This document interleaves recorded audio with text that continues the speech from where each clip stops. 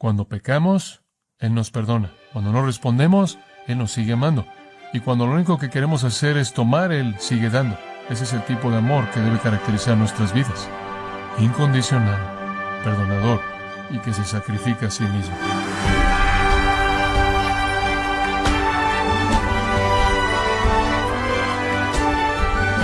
Le damos las gracias por acompañarnos en su programa Gracias a Vosotros con el pastor John MacArthur. El GPS del mapa de su teléfono puede llevarlo en la dirección incorrecta, pero suele ser un error fácil de corregir a pesar del tiempo perdido y las molestias que le ocasiona. Pero, ¿cómo puede corregir las consecuencias negativas de ir en la dirección incorrecta de su vida debido a un concepto erróneo del amor? Hoy, John MacArthur contesta esta pregunta conforme le muestra cuál es la manera bíblica de amar como Dios quiere que amemos. Parte de la serie titulada El retrato de una vida nueva, aquí en Gracia a Vosotros. En Efesios capítulo 5, versículos 1 al 7, tenemos uno de los pasajes más maravillosos y útiles en todo el libro de Efesios. Toca el corazón mismo de la vida cristiana, el tema del amor, y usted lo verá en el versículo 2, la pequeña frase, andad en amor. Nada podría ser una definición más hermosa o directa de cómo debemos vivir como cristianos, en términos de conducta, que eso. Quiero leer estos 7 versículos para que pueda ver el contexto total y después hablaremos de los primeros 2 en esta mañana. Sed pues imitadores de Dios como hijos amados, y andad en amor, como también Cristo nos amó y se entregó a sí mismo por nosotros, ofrenda y sacrificio a Dios en olor fragante. Pero fornicación y toda inmundicia o avaricia, ni aun se nombra entre vosotros como conviene a santos, ni palabras deshonestas, ni necedades, ni truanerías que no convienen, sino antes bien acciones de gracias. Porque sabéis esto, que ningún fornicario, o inmundo, o avaro, que es idólatra, tiene herencia en el reino de Cristo y de Dios. Nadie os engañe con palabras vanas, porque por estas cosas viene la ira de Dios sobre los hijos de desobediencia. No seáis, pues, partícipes con ellos. Ahora, obviamente, este es un pasaje práctico. Simplemente, a manera de panorama breve, permítame decir esto. Creo que Dios realmente nos está enseñando la misma lección una y otra vez, y no es calculado por parte mía, simplemente seguimos encontrándonosla por todos lados. Y creo que en el mes pasado o algo así el Señor ha hecho que toda Grace se concentre en una gran verdad, y es que a menos de que nuestra vida en este momento manifieste virtud justa, hay una posibilidad real de que no seamos salvos en absoluto. Si usted ha estado con nosotros en las últimas semanas, usted sabe que hemos visto eso. Eso es precisamente lo que está en el corazón de este texto también. Si usted es un fornicario, una persona inmunda, una persona avara, usted no tiene herencia en el reino de Dios ni de Cristo. Creo que el Señor nos está diciendo algo y realmente estoy preocupado por esto, porque una iglesia de nuestro tamaño fácilmente puede esconder a personas que realmente no tienen una relación viviente con Dios, que son religiosos, que son superficiales, que quizás, entre comillas, hicieron una decisión, que caminaron por un pasillo, que repitieron una oración, pero que no tienen una evidencia viva, presente, para verificar la salvación genuina. Y me parece que sin importar a qué pasaje llegamos, parece ser el corazón del pasaje. Y en el versículo 6 de nuevo hay algunas personas que quieren engañar. Hay personas que quieren engañar al vender un tipo de amor falso. Y el amor falso del mundo involucra en fornicación y adulterio y avaricia, inmundicia y todo eso. Pero no debemos aceptar lo falso, la falsificación. Si somos cristianos verdaderos, nuestras vidas no se caracterizarán por lo falso, sino por el amor real. De hecho, usted sabe que lo que más me asusta todo el tiempo, incluso en mi propia vida, que en 1 de Juan capítulo 4, Juan dijo esto: Dios es amor, y el que ama conoce a Dios. Y si usted no ama, no conoce a Dios, sin importar lo que usted diga. Si su vida no se caracteriza por el amor, usted no conoce a Dios. Si usted no ama a su hermano, el amor de Dios no mora en usted. Y entonces el apóstol Pablo está diciendo lo mismo que hemos estado aprendiendo, y le está diciéndolo en este sentido: andad en amor. Y si no hay amor en su vida, o es lo falso que el mundo está ofreciendo, usted no está en el reino, sin importar lo que piense. Ahora permítame leer este pasaje y vea junto conmigo el versículo 1. Sed, pues, imitadores de Dios, como hijos amados. Ahora quiero extraer esa frase, imitadores de Dios. La palabra griega es mimetes, de la cual obtenemos mimo. Sean mimos de Dios. Y un mimo no es alguien que imita los patrones generales, sino alguien que copia características específicas. Sed imitadores. Sean mimos de Dios. Y amados, permítanme decirles esto: toda la vida cristiana podría resumirse en esa afirmación. Sean mimos de Dios. Ahí está. Reproduzcan en ustedes todo lo que es verdad de Dios. Todo comenzó así, ¿no es cierto?, en Mateo capítulo 5, versículo 48, cuando nuestro Señor dijo: sed pues vosotros perfectos, como vuestro Padre que está en los cielos es perfecto. Eso es esencialmente lo que Pedro estaba diciendo en 1 Pedro 1, 15 y 16. Y en ese pasaje maravilloso, Pedro dice esto: sino como aquel que os llamó es santo, sed también vosotros santos en toda vuestra manera de vivir, porque escrito está: sed santos, porque yo soy santo. Pedro dijo: sean como Dios. El apóstol Pablo dijo: sean seguidores de mí, así como yo de Dios. El apóstol Pablo dijo: vean la gloria del Señor y permitan que el Espíritu de Dios los cambie a su imagen. La meta definitiva de la vida cristiana en 1 de Juan está en el capítulo 3, que un día seremos como Él, porque le veremos tal como Él es. En otras palabras, la vida cristiana en su totalidad se resume en esto: sean imitadores de Dios, sean como Dios. Si usted está por todos lados tratando de entender qué es lo que Dios quiere de usted, es eso, lo cual significa que entre usted conoce más a Dios, más sabe lo que debe ser, y entonces la búsqueda primordial de cualquier creyente es conocer a quién: a Dios. No es sorprendente que Pablo dijo: a fin de conocerle.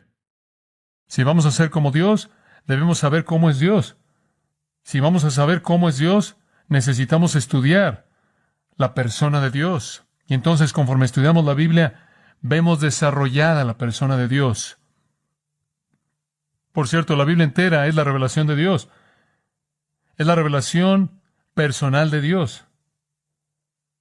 Ahora, esto no es tan solo un principio del Nuevo Testamento. Sed santos porque yo soy santo. Viene del Pentateuco, Levítico 11:45. Así fue desde el comienzo mismo. Dios dice: ustedes son mi pueblo y yo soy su Dios. Y aquí comienza todo: sean santos como yo soy santo. Levítico 11:45. Todo comenzó ahí. Y así es a lo largo de la Biblia. Dice usted: bueno, es fácil para ti decirlo. Ser imitadores de Dios es difícil de hacer. Seguro que lo es. Y usted no lo puede hacer en su propia fuerza, y no nada más puede apretar sus dientes y esforzarse y ser como Dios. Y eso es como puede ver lo que Jesús estaba diciendo en el Sermón del Monte. ¿Sabe usted cómo comienza siendo como Dios? Comienza reconociendo que no puede ser como Dios. Comienza con un espíritu quebrantado y contrito. Comienza llorando por su pecado. Comienza en mansedumbre. Comienza con un sentido tan abrumador de pecaminosidad que tiene hambre y sed de justicia. Y entonces hay una paradoja fabulosa aquí. Por un lado, usted debe ser como Dios. Por otro lado, usted debe saber que no puede ser como Dios, ¿lo ve? Y ese es simplemente el punto. Cuando usted sabe que debe ser como Dios y usted sabe que no puede ser como Dios, entonces sabe que debe haber otro poder para hacer eso posible. Y esa es la belleza del capítulo 3 de Efesios, versículo 17 o versículo 16. En donde Él ora porque Dios nos conceda el ser fortalecido con poder por su Espíritu en el hombre interior. En otras palabras, yo soy un pecador, vil, malo, no puedo ser como Dios. Dios dice que debo ser como Él. Si no puedo, pero debo ser, entonces alguien tiene que entrar en mi interior y hacer lo que no puedo hacer, ¿lo ve? ¿Y quién es el que hace eso? El Espíritu Santo, que nos fortalece con poder en el hombre interior. ¿Y sabe usted cuál es el resultado de eso? El resultado está al final del versículo 19 y dice esto: para que, Gina, cláusula de propósito, para que con el resultado de que, o para el efecto de que sean llenos de toda la plenitud de Dios. Escuche, Pablo está diciendo aquí que puede ser como Dios, puede ser lleno de la plenitud de Dios, puede ser en términos de Dios como Él, en lo que a sus cualidades concierne, pero no lo puede ser por sí mismo. Debe ser fortalecido con poder por su Espíritu en el hombre interior. Es la obra del Espíritu. Entonces, ahí está la resolución de la paradoja. Oh Dios, estoy quebrantado por mi pecado, lloro por mi pecado siempre está delante de mí, Dijo David, y en mansedumbre tengo hambre y sed por aquello que debo tener, pero no puedo tener. Y es en medio de ese quebrantamiento que usted depende de la obra de Cristo y el ministerio del Espíritu para hacer lo que usted no puede hacer, pero debe hacer. Ese es el corazón de todo, ¿lo ve? Entonces él dice, usted debe ser un miembro de Dios, pero reconoce que esa es la obra de Dios, no la suya. Y ahí yace su dependencia del Espíritu de Dios. Y por cierto, amados, si ustedes realmente son cristianos, el Espíritu está operando en usted, moviéndose para hacer de esto una realidad, moviéndose para hacerlo como Cristo, moviéndose para conformarlo a Dios.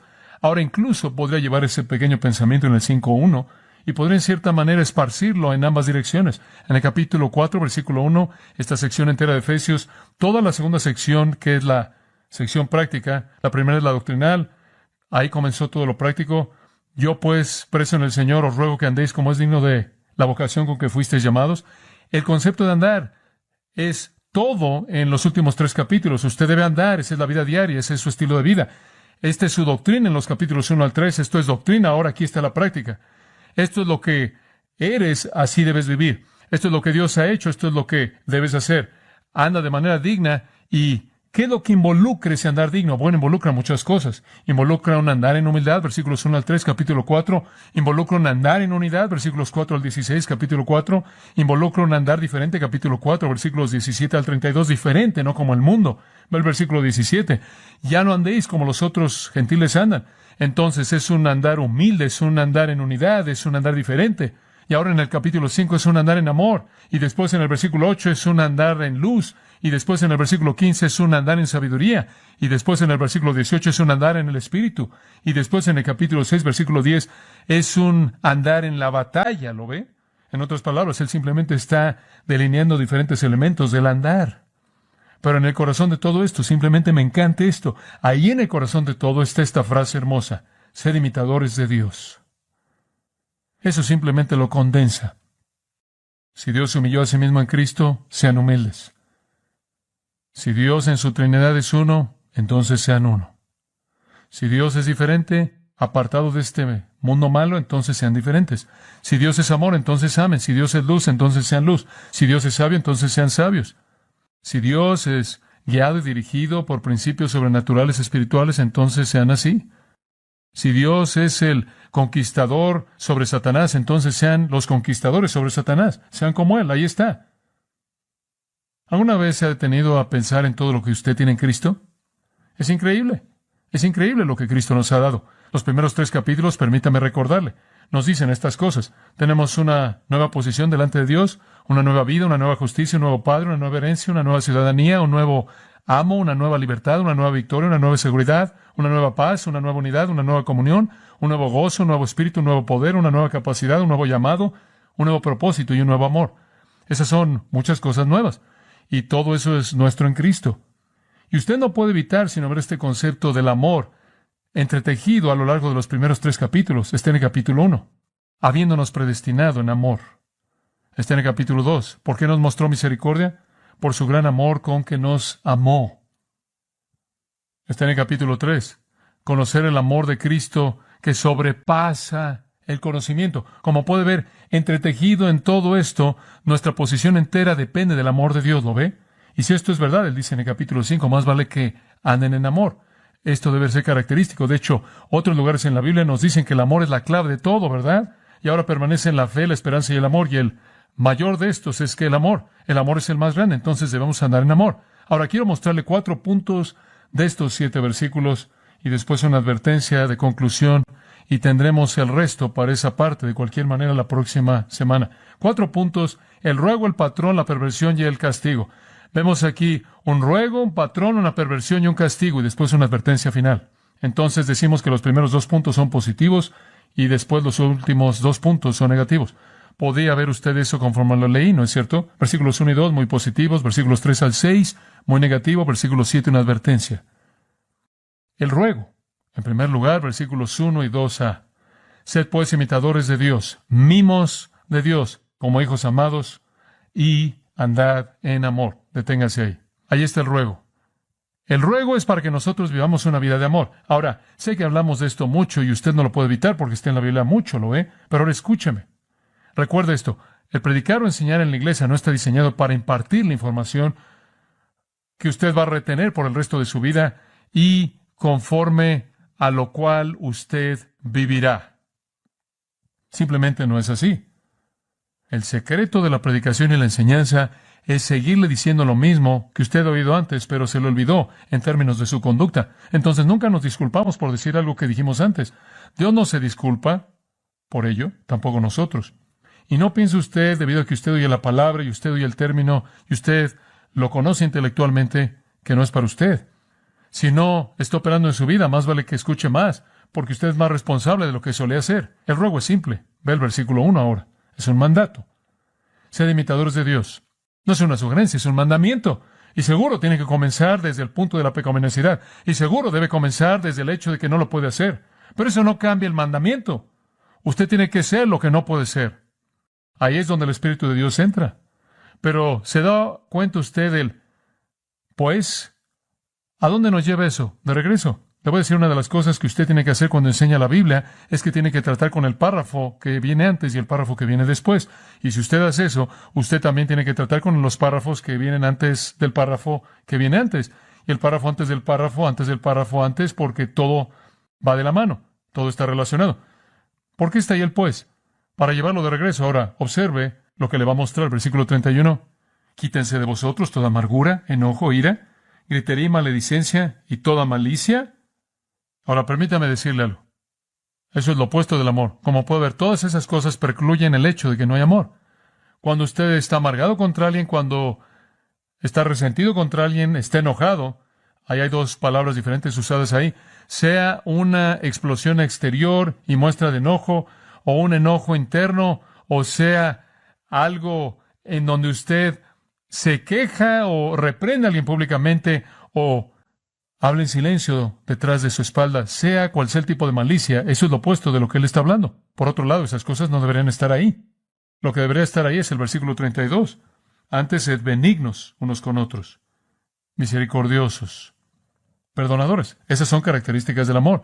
El amor es amable, el amor es tierno y sobre todo el amor es ¿qué? Perdonador, es perdonador. Y como puede ver, es una incapacidad de perdonar lo que produce la ira y el enojo. Es una incapacidad de perdonar lo que hace que usted calumnie a la gente y hable tras sus espaldas y se aferra a la malicia en contra de ellos. Es porque usted no los perdona, que usted tiene esa amargura y ese resentimiento. Y la razón por la que no los perdona, francamente, es porque usted, ¿qué? No los ama. Entonces, lo que él está diciendo aquí es, quítense, despóngense de todas esas cosas anti-amor y no dejen que esa característica se manifieste. No tengan las características de un corazón que no ama, sino tengan las características de un corazón que ama. Él no menciona el amor en el versículo 32, él menciona la bondad, la misericordia y el perdón, y simplemente para asegurarse de que usted no pierda de vista de dónde viene eso, él dice, pues, para ser amable, para ser compasivo, para ser perdonador, usted debe imitar a Dios con respecto a esto. Debe andar ¿en qué? En amor, porque es amor. Lo que es amable es el amor, el que es misericordioso. El amor es perdonador. Es el no amor, lo que es amargado, enojado, grita y malo. Entonces es un pues que lo lleva a dar regreso. El pensamiento central es el perdón. Y permítame tomar eso esta mañana y en cierta manera forzar eso en su mente un poco. Escúcheme, mida su amor el día de hoy. Hay muchas maneras en las que podríamos hablar de esto, pero tratemos con este texto como aparece. Mida su amor el día de hoy con el pensamiento del perdón. ¿Sí?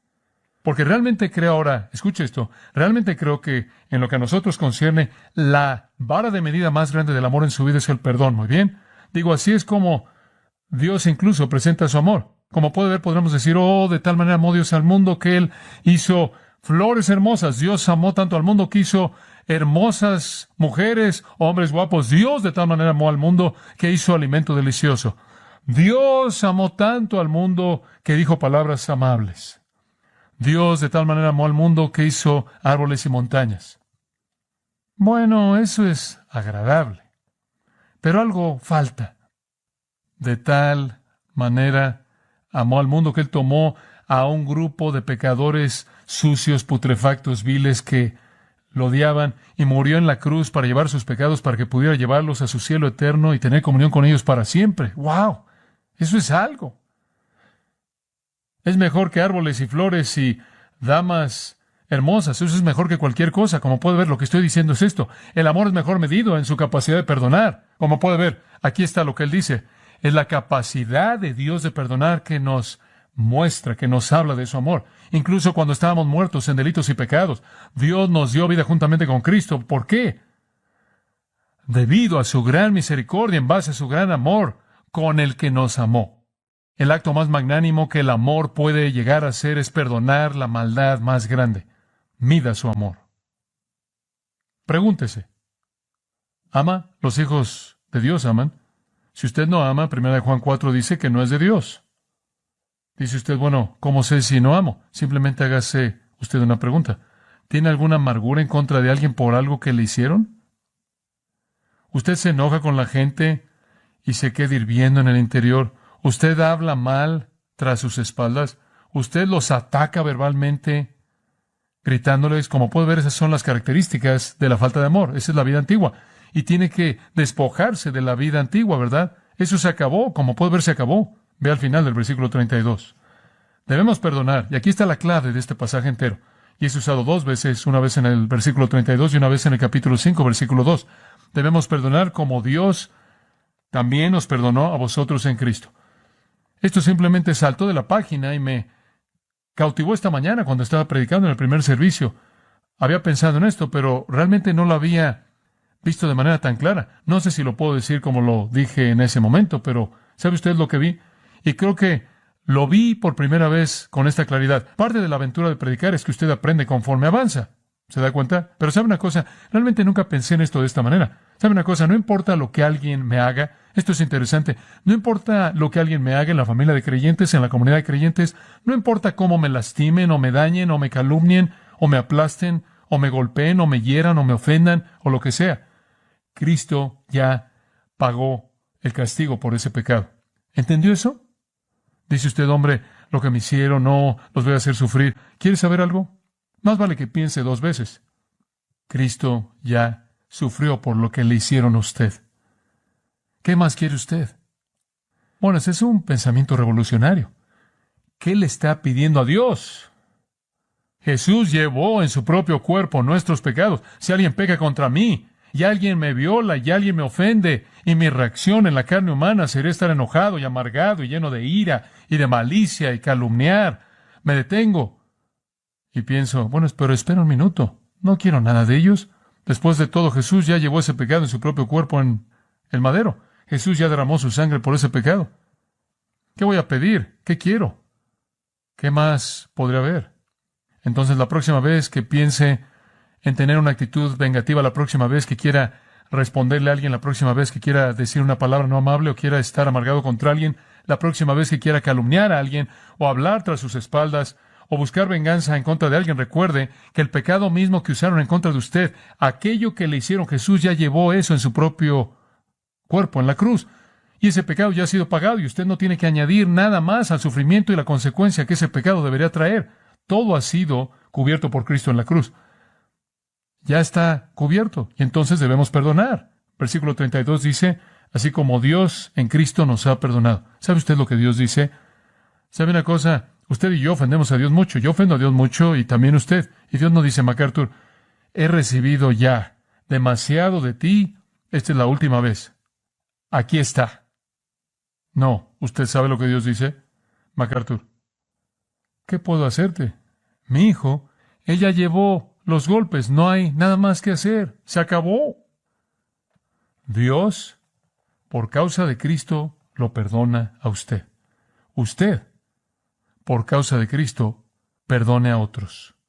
Y la medida de su amor es la extensión de su capacidad de perdonar. Es una verdad fantástica. Y usted, bueno, no puede nada más seguir perdonando para siempre. El hombre lo hace diario. Sí, bueno, usted puede seguir perdonando para siempre. 1 Juan 2:12, hijitos míos, Él les ha perdonado todas sus transgresiones por causa de su nombre. Colosenses 2, Él les ha perdonado todos sus pecados. Es fantástico. Efesios 1, en quien tenemos redención, el perdón de pecados. Si somos los que estamos confesando nuestros pecados, entonces somos los que estamos siendo perdonados y constantemente siendo limpiados. 1 Juan 1:9. simplemente constantemente limpiados. Y Dios me ve y Él dice, sigues pecando, pero no puedo hacerte nada porque Jesús ya llevó el castigo. Y después Él nos dice, ahora, así es como quiero que anden. Quiero que anden con el mismo tipo de amor, que nunca se aferra a la amargura, nunca tiene algo en contra de nadie, porque sabe usted que eso ya ha sido tratado por Jesucristo. ¿Qué más querría usted? Y si el Dios bendito, el Dios santo, Dios justo puede perdonar a esa persona y tomar ese pecado y colocarlo en su querido Hijo, ¿quién es usted para demandar sangre de alguien? Eso es lo que sucede de este lado de la cruz. Ahora, permítame desarrollar otro pensamiento. El hecho es esto, y podemos dividir este concepto en dos partes. La profundidad de su amor es indicado por cuánto perdona usted. Vea su vida, ¿cuánto perdona usted? Proverbios 10:12 dice esto, el amor cubre todo pecado. El amor cubre todos los pecados. En otras palabras, el amor total es perdón total. Pedro lo dijo de esta manera, 1 Pedro 4:8. Deben tener un amor estirado, amor ferviente. Ectenés habla de un músculo estirado a su límite. Deben amar a su límite mismo, porque el amor cubrirá ¿qué? Multitud de pecados. ¿Qué tan grande es su multitud? Bueno, ¿qué tan ancho es su amor? Así de grande es la multitud. Dios sabe que si usted ama, usted va a perdonar. Dios sabe que si usted ama, va a tener que perdonar. Dios sabe que el amor tiene que tratar con el pecado, pero Dios lo hace al cubrirlo. Simplemente significa arrojarle una colcha, quitarlo de la vista. Entonces, en primer lugar, la profundidad de su amor es indicado por cuánto perdona usted. Ahora, piénselo. ¿Usted está enojado, amargado contra alguien en su casa? No es su problema, ese es su problema. Su falta de capacidad de perdonar muestra su amor. Y le digo esto, si esto es característico de su vida, usted no es cristiano, porque si usted no tiene amor, usted no es hijo de Dios. Piénselo.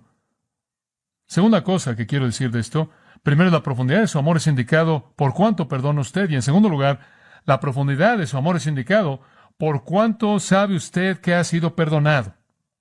¿Escuchó eso? En primer lugar, usted puede identificar el amor de una persona por cuánto van a perdonarle a alguien más. Y también puede identificarlo por cuánto saben que han sido perdonados. Le voy a decir una cosa.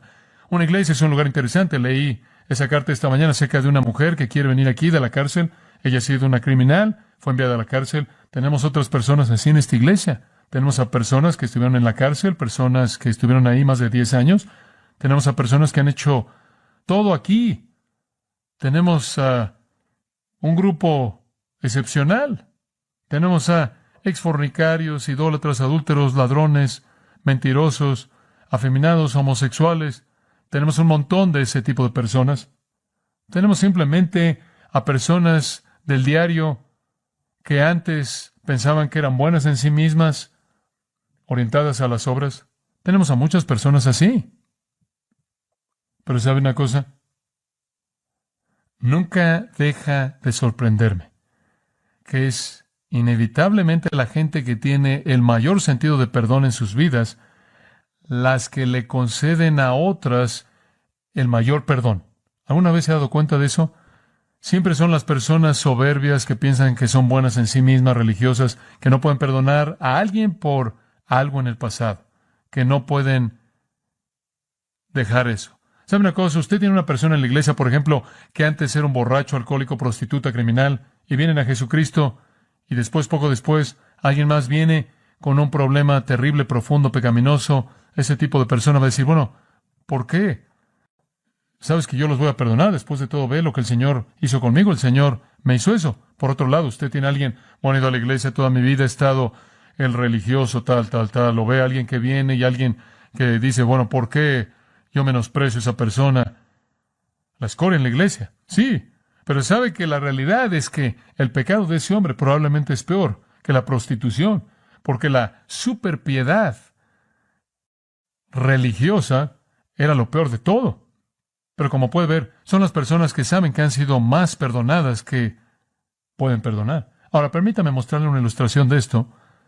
Vea Lucas 7 y usted ve estas dos personas en contraste aquí en Lucas 7 y vemos un retrato hermoso de nuestro Señor. Versículo 37, el versículo 36 lo presenta. Uno de los fariseos, llamado Simón, no Pedro, sino otro Simón, deseaba que Jesús comiera con él. Y él fue a la casa de este fariseo y se sentó a comer. Ahora observe lo que pasa. Y aquí una mujer en la ciudad que era una pecadora. Ahora aquí hay una mujer que es mala, vil, sin duda una prostituta. Simplemente una mujer miserable, putrefacta. Cuando ella supo que Jesús estaba comiendo en la casa del fariseo, ella compró una caja de alabastro de ungüento. Ahora, no tenemos tiempo de entrar a todo lo que eso significa, pero eso habría costado mucho y bien pudo haber sido comprado por ella con dinero que ella había ganado de su trabajo, que habría sido prostitución. Entonces es una especie de situación extraña. Entonces ella entra a la casa en donde el fariseo está sirviendo a Jesús y ella se sentó a los pies de él, detrás de él, esto es de Jesús, llorando. Un espíritu quebrantado y contrito, llorando por el pecado. Y ella comenzó a lavar los pies de él con lágrimas. Y ella los lavó con sus cabellos y besó sus pies y los ungió con el ungüento. Ahora, esa es una escena absolutamente conmovedora, fuerte. Incluso si ella le hubiera hecho eso al fariseo, él se habría volteado y le hubiera golpeado en la boca. Él habría hecho que sus siervos la levantaran y la arrojaran a la calle. ¿Cómo te atreves a tocar a una persona limpia, tu mujer vil, inmunda? Y el versículo 39 indica eso. Cuando el fariseo que lo había invitado lo vio, él habló dentro de sí, diciendo, este hombre, si fuera profeta, sabría qué tipo de mujer es esta que lo toca, porque ella es una pecadora. Oh, la justicia personal es increíble. Él no tenía perdón alguno en su corazón, ¿y sabe por qué? Él no pensaba que necesitaba ser perdonado de nada. Y usted va a perdonar en la medida en la que usted comprenda su propio perdón. ¿Lo ve? Usted va a amar conforme comprende ese amor de Dios hacia usted. Y entre más profundo su pecado, mayor su sentido de perdón. Y más magnánimo será su amor y perdón hacia alguien más. Bueno, él no tenía ningún sentido de pecado, entonces él no tenía ningún sentido de perdón. Y me gusta esto. Él estaba diciendo esto en sí mismo, no en voz alta, y después Jesús le respondió, ¿no es eso maravilloso, hombre? Unos cuantos de esos y usted será conmovido, él puede leer su mente. Y Jesús respondiéndole le dijo, Simón, tengo algo que decirte. Y él tiene su voz piadosa y él dijo, Maestro, adelante. Hubo cierto deudor. Jesús era un maestro de las ilustraciones. Hubo cierto deudor y tuvo dos deudores. El que le debía 500 denarios, un denario es como el trabajo de un día y el otro 50. Y cuando no tenía nada que pagar, él perdonó a ambos. Un hombre amable, ¿verdad? Dime, por tanto, ¿quién lo va a amar más? Simón respondió y dijo, supongo que aquel a quien le perdonó más. Y él le dijo, has juzgado justamente. Y él entendió el punto, ¿lo ve? Y él se volvió a la mujer y le dijo, Simón, ¿ves a esta mujer? Entré a tu casa, no me diste agua para mis pies, pero ella ha lavado mis pies con lágrimas y los limpió con los cabellos de su cabeza. No me besaste, pero esta mujer desde que entré no ha dejado de besar mis pies. Mi cabeza con aceite no ungiste, pero esta mujer ha ungido mis pies con ungüento. Por tanto, te digo, sus pecados, que son muchos, son perdonados, porque ella amó mucho. Pero a quien poco le es perdonado, ama poco. ¡Oh, qué condenación tan terrible! La razón por la que ella me ama tanto, la razón por la que ella me está haciendo esto, la razón por la que ella está respondiendo así a mí, como puedes ver, es porque ella ama mucho. Y la razón por la que ella ama mucho es porque ella tiene un sentido profundo de pecado y busca un perdón profundo. Y Jesús se volvió a ella y le dijo, versículo 48, tus pecados te son perdonados. Él le perdonó mucho y ella amaba mucho. Como puede ver, la capacidad de amar depende en cuán profundamente usted perciba el amor de Dios. La capacidad de perdonar a alguien más depende de cuánto sabe que se le ha perdonado a usted. Aquí estaba un fariseo que pensaba que era bueno en sí mismo, arrogante, que pensaba que era tan justo y tan bueno y tan maravilloso que ni siquiera necesitaba perdón. Él ni siquiera le habló a Jesús como esa mujer le habló. Él no estaba interesado en lavar los pies de Jesús. Él no estaba interesado en servir a Jesús como ella lo hizo. Lo único que quería era una discusión teológica para saber si este hombre era quien decía ser, y desde el principio él no creía de cualquier manera, porque él dijo, si fuera profeta, él no se metería con esta mujer. Su propia justicia personal lo condenó. Él nunca necesitó a Jesús. Él no tenía capacidad de perdonar a una ramera porque él no tenía sentido de perdón en su propia vida, porque él no tenía necesidad. Él no tenía sentido de pecado. Y el punto es este.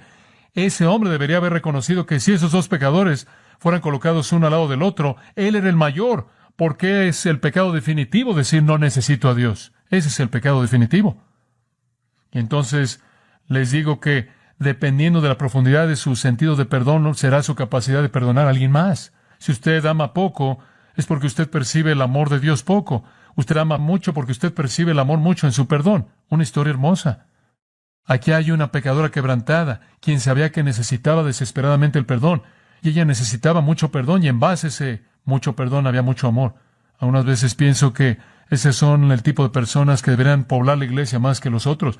No necesitamos a personas que piensan que no necesitan nada. No necesitamos a personas que piensan que están bien. Me acuerdo de la historia que contó Roberto Falcon. Él estaba sentado en un grupo de personas pobres, privadas, incluyendo a personas de la calle, prostitutas y personas malas. Y él les estaba contando esta historia y estaba tratando de mostrarles que Jesús los quería perdonar. Y él les estaba leyendo y su biógrafo dice, alguien lloraba en voz alta y era una mujer joven, con su cara desfigurada por una enfermedad, excepto por las lágrimas que tenía. Era pobre y no tenía expresiones. Falcon le dijo algo amable a ella y después ella dijo, ¿volverá a venir él llorando? ¿Quién? Dijo Falconer. ¿O él?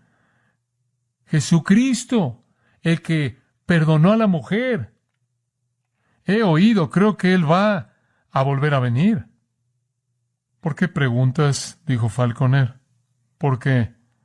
Dijo ella, con lágrimas frescas que hacía que el resto de sus palabras no se pudieran entender, y después ella se recuperó en unos momentos, y como si terminara su oración, ella colocó su mano en su cabello delgado, pobre, sin color, y dijo, Señor, ¿no puede él esperar un poco?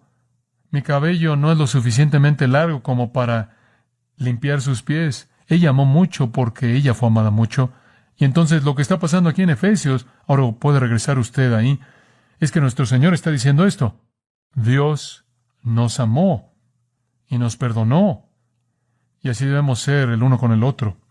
Sin amargura, sin enojo, sin ira, sin nada.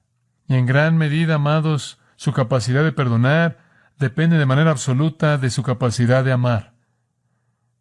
Y usted va a amar y perdonar poco si usted se ve a sí mismo siendo perdonado poco. Si usted se ve como un pecador vil, quebrantado, pobre y privado y desesperado a quien se le ha perdonado mucho, entonces perdonará mucho. Así es. Mida su amor. Usted ama porque se le ha perdonado mucho. Y usted ama, y eso hace que usted perdone a otros mucho.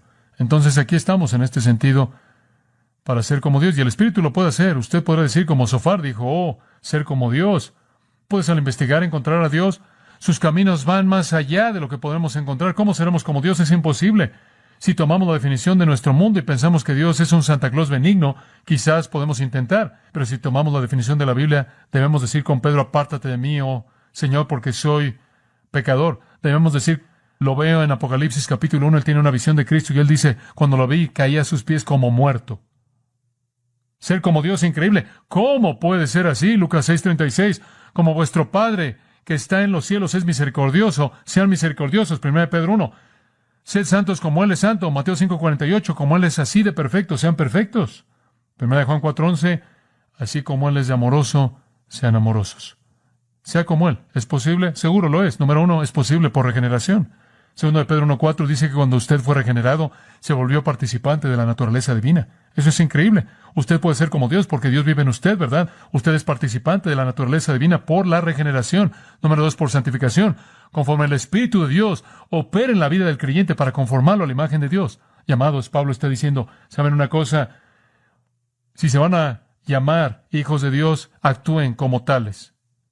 Estaba sentado en un restaurante el viernes, creo, y estábamos hablando con alguien y él dijo, ¿sabe una cosa? Él dice ser cristiano, pero nunca ves a Dios en su vida. Él dice ser cristiano, pero nunca ves a Dios en su vida. Él está diciendo eso de un individuo. Él siempre decía que era cristiano, pero cuando lo veías nunca se mostraba. Alejandro Magno iba por su ejército y había un soldado ahí con el mismo nombre Alejandro, y ese soldado fue traído ante Alejandro por actos de cobardía en medio de la batalla, y Alejandro lo vio en el ojo y le dijo, soldado, deja su cobardía o deja tu nombre. Es apropiado. Si usted nombra el nombre de Jesús y nombra el nombre de Dios, entonces ande como Él anduvo. ¿No es eso lo que 1 Juan 2:6 dice? El que dice que permanece en él debe andar como él anduvo. 1 Corintios 16:14 lo resume. Todas vuestras cosas sean hechas en amor. El amor debe afectar toda nuestra vida. Este siempre ha sido el estándar de Dios. Dice usted, ¿este es algo del Nuevo Testamento? No, no. Siempre ha sido el estándar de Dios. El corazón de todo es el amor. Desde la primera vez que Dios estableció un estándar, fue amor. Dice usted, bueno, espera un minuto. ¿Los 10 mandamientos, hombres, fue una ley aplastante, legalismo? No, fue amor. ¿Sabía usted que los 10 mandamientos no son nada más que 10 aspectos del amor verbalizado? Eso es lo único que son. 10 aspectos del amor verbalizado. Vea junto conmigo Éxodo 20 y le voy a mostrar de manera muy breve, quizás algo en lo que nunca ha pensado. 10 aspectos del amor verbalizado. Es algo fabuloso. En primer lugar, hacia Dios y en segundo lugar hacia otros.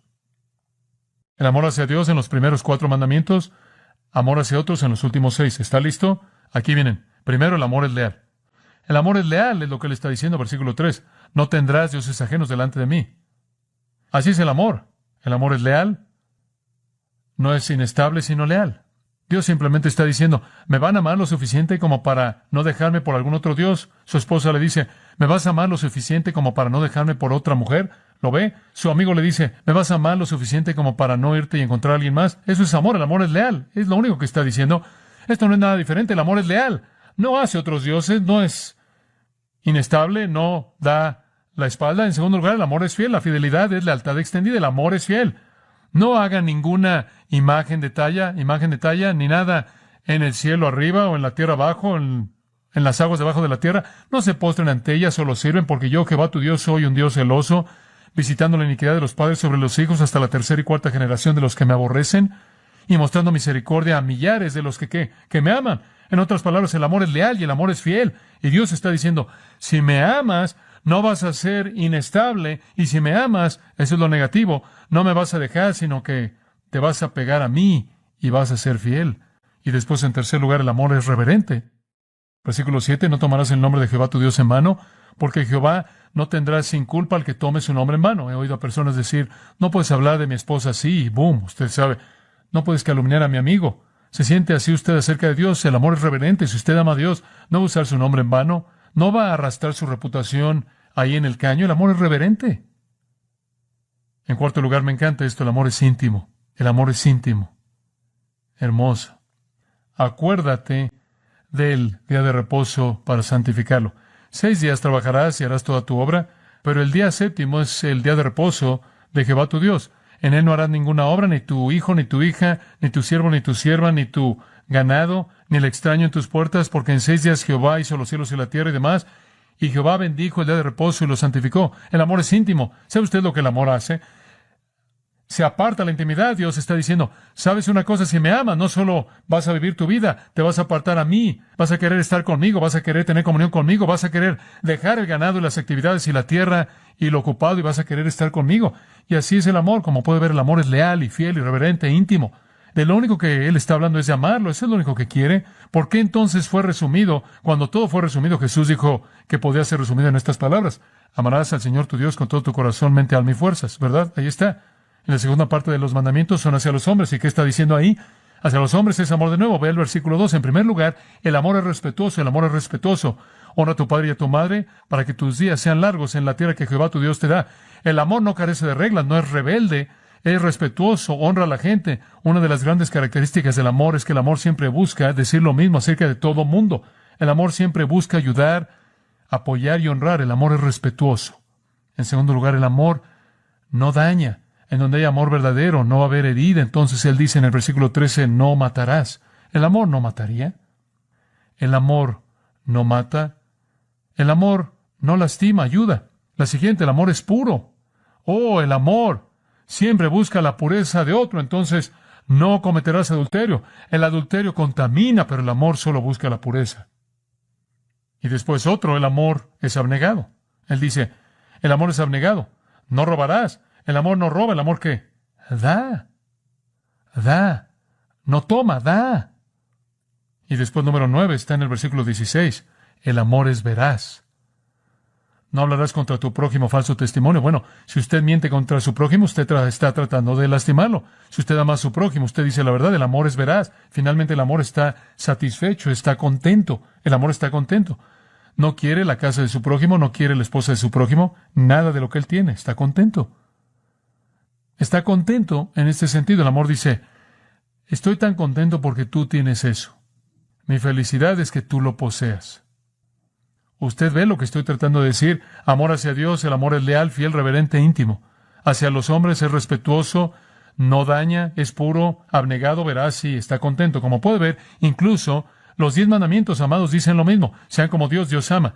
Y el segundo mandamiento, Jesús dijo que Él resumió esos últimos 6. El primero, ama al Señor tu Dios con todo tu corazón, mente, alma y fuerzas. ¿Y a tu qué? Prójimo como a ti mismo. Si usted ama a su prójimo, le voy a decir una cosa, usted lo va a respetar, nunca lo va a dañar, usted lo va a tratar con pureza, abnegación, verdad, y usted va a estar contento con no tener lo que él posee. Eso es lo que Jesús estaba diciendo en Marcos 12. Él hizo esa afirmación resumiendo la ley. No es sorprendente que Pablo dijo, la ley entera es cumplida en esto. Amor, amor, amor. Sean como Dios, ame como Dios ama, y Dios perdona a la gente que lo ofenden. Entonces vemos el ruego. Andad en amor. Ahora quiero que vea el patrón rápidamente y vamos a cerrar el patrón. Como Cristo también nos amó y se entregó a sí mismo por nosotros, ofrenda y sacrificio a Dios en olor fragante. Ahora escuche, aquí está el patrón. Dice usted, ama como Dios amó. ¿Cómo ama Dios? Bueno, Dios ama de esta manera. Él perdona el pecado y no importa cuán malo sea el pecado, cuán continuo sea el pecado, Él lo perdona. Bueno, ¿quién es el ejemplo del patrón? No es ningún otro que Cristo. Ahora quiero que vea algo aquí. Es muy importante, escuche.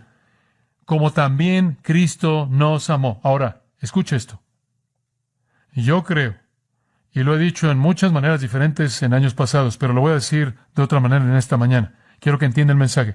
Creo que el amor bíblico no es una emoción. Por favor, no es una emoción. Nunca es definido como una emoción. Es un acto de dar de manera abnegada. Le quiero decir, si tuviéramos un poco de ese tipo de amor en nuestros matrimonios, haría una diferencia. La gente dice, bueno, ya no la amo. Entonces usted es un pecador. ¿Es correcto? Por lo menos una vez en su vida.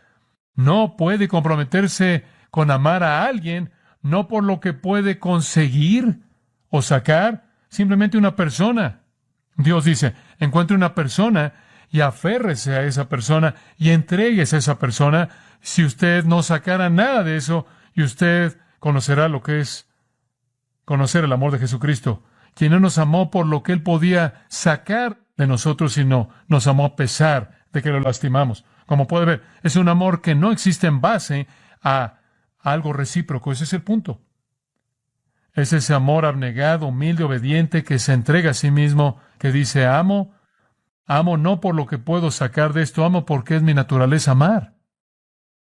Si usted no ama a alguien, si usted ha disuelto una amistad, un matrimonio o algo más, y usted no ama a alguien, ese no es problema de ellos, es problema de usted. Eso es un pecado. El amor bíblico no es condicional, es incondicional. Nuestro Señor está lavando los pies de los discípulos en Juan 13, mientras que están siendo tan poco amorosos hacia Él, tan indiferentes hacia Él. Él va a la cruz. Les podría importar menos. Están discutiendo acerca de quién se va a sentar a su diestra y a su mano izquierda en el reino. Quieren saber quién va a ser glorificado en el reino. ¿Quiénes de ellos van a ser los más importantes? Y Él va a la cruz. Son indiferentes. Y Él se inclina y los bendice y lava sus pies. Y Él los amó en medio de sus momentos más feos. Porque no era recíproco. Él murió en la cruz. Y Él dijo de esas personas que estaban ahí, escupiéndole a la cara, Padre, que perdónalos. Eso es lo que Dios está buscando. Ese tipo de amor que no es recíproco, incondicional. No, ¿qué puedo sacar de esto? De hecho, dice en el versículo 2, escuche, observe esto, que cuando Cristo hizo eso y se entregó a sí mismo como ofrenda y sacrificio, ascendió a Dios como olor fragante. El acto entero de Cristo le olió bien a Dios porque fue su tipo de amor, fue independiente y fue incondicional. A Dios le encantó eso, fue dulce en su nariz. Dice usted, ¿qué significa eso? ¿Qué significa eso? Bueno, Filipenses 4:18 dice, olor fragante, sacrificio acepto, agradable a Dios. Es simplemente un símbolo de que Dios quedó agradado. ¿Se acuerda usted en Levítico capítulos 1, 2, 3, 4 y 5? Usted tiene 5 ofrendas. Las primeras 3 ofrendas, el holocausto, la ofrenda de alimento y la ofrenda de paz están en los capítulos 1 al 3. Estas eran demandadas de Israel. Ahora usted recuerda que la ofrenda quemada habla de la devoción total de Cristo a Dios, cómo literalmente entregó su vida. La ofrenda de alimento habla de su perfección. Y la ofrenda de paz habla de que Él hizo paz entre Dios y el hombre. Y esas tres ofrendas son olores agradables, porque Dios se agrada con la devoción de Cristo. Dios se agrada con la perfección de su persona. Dios se agrada de que Él hizo la paz entre Dios y el hombre. Pero en Levítico 4 y 5 hay otras dos ofrendas. La ofrenda por el pecado y la ofrenda por la transgresión. Escuche, no son ofrendas de olor agradable. Son una peste en la nariz de Dios, porque aunque representan a Cristo, ambas representan a Cristo llevando el pecado.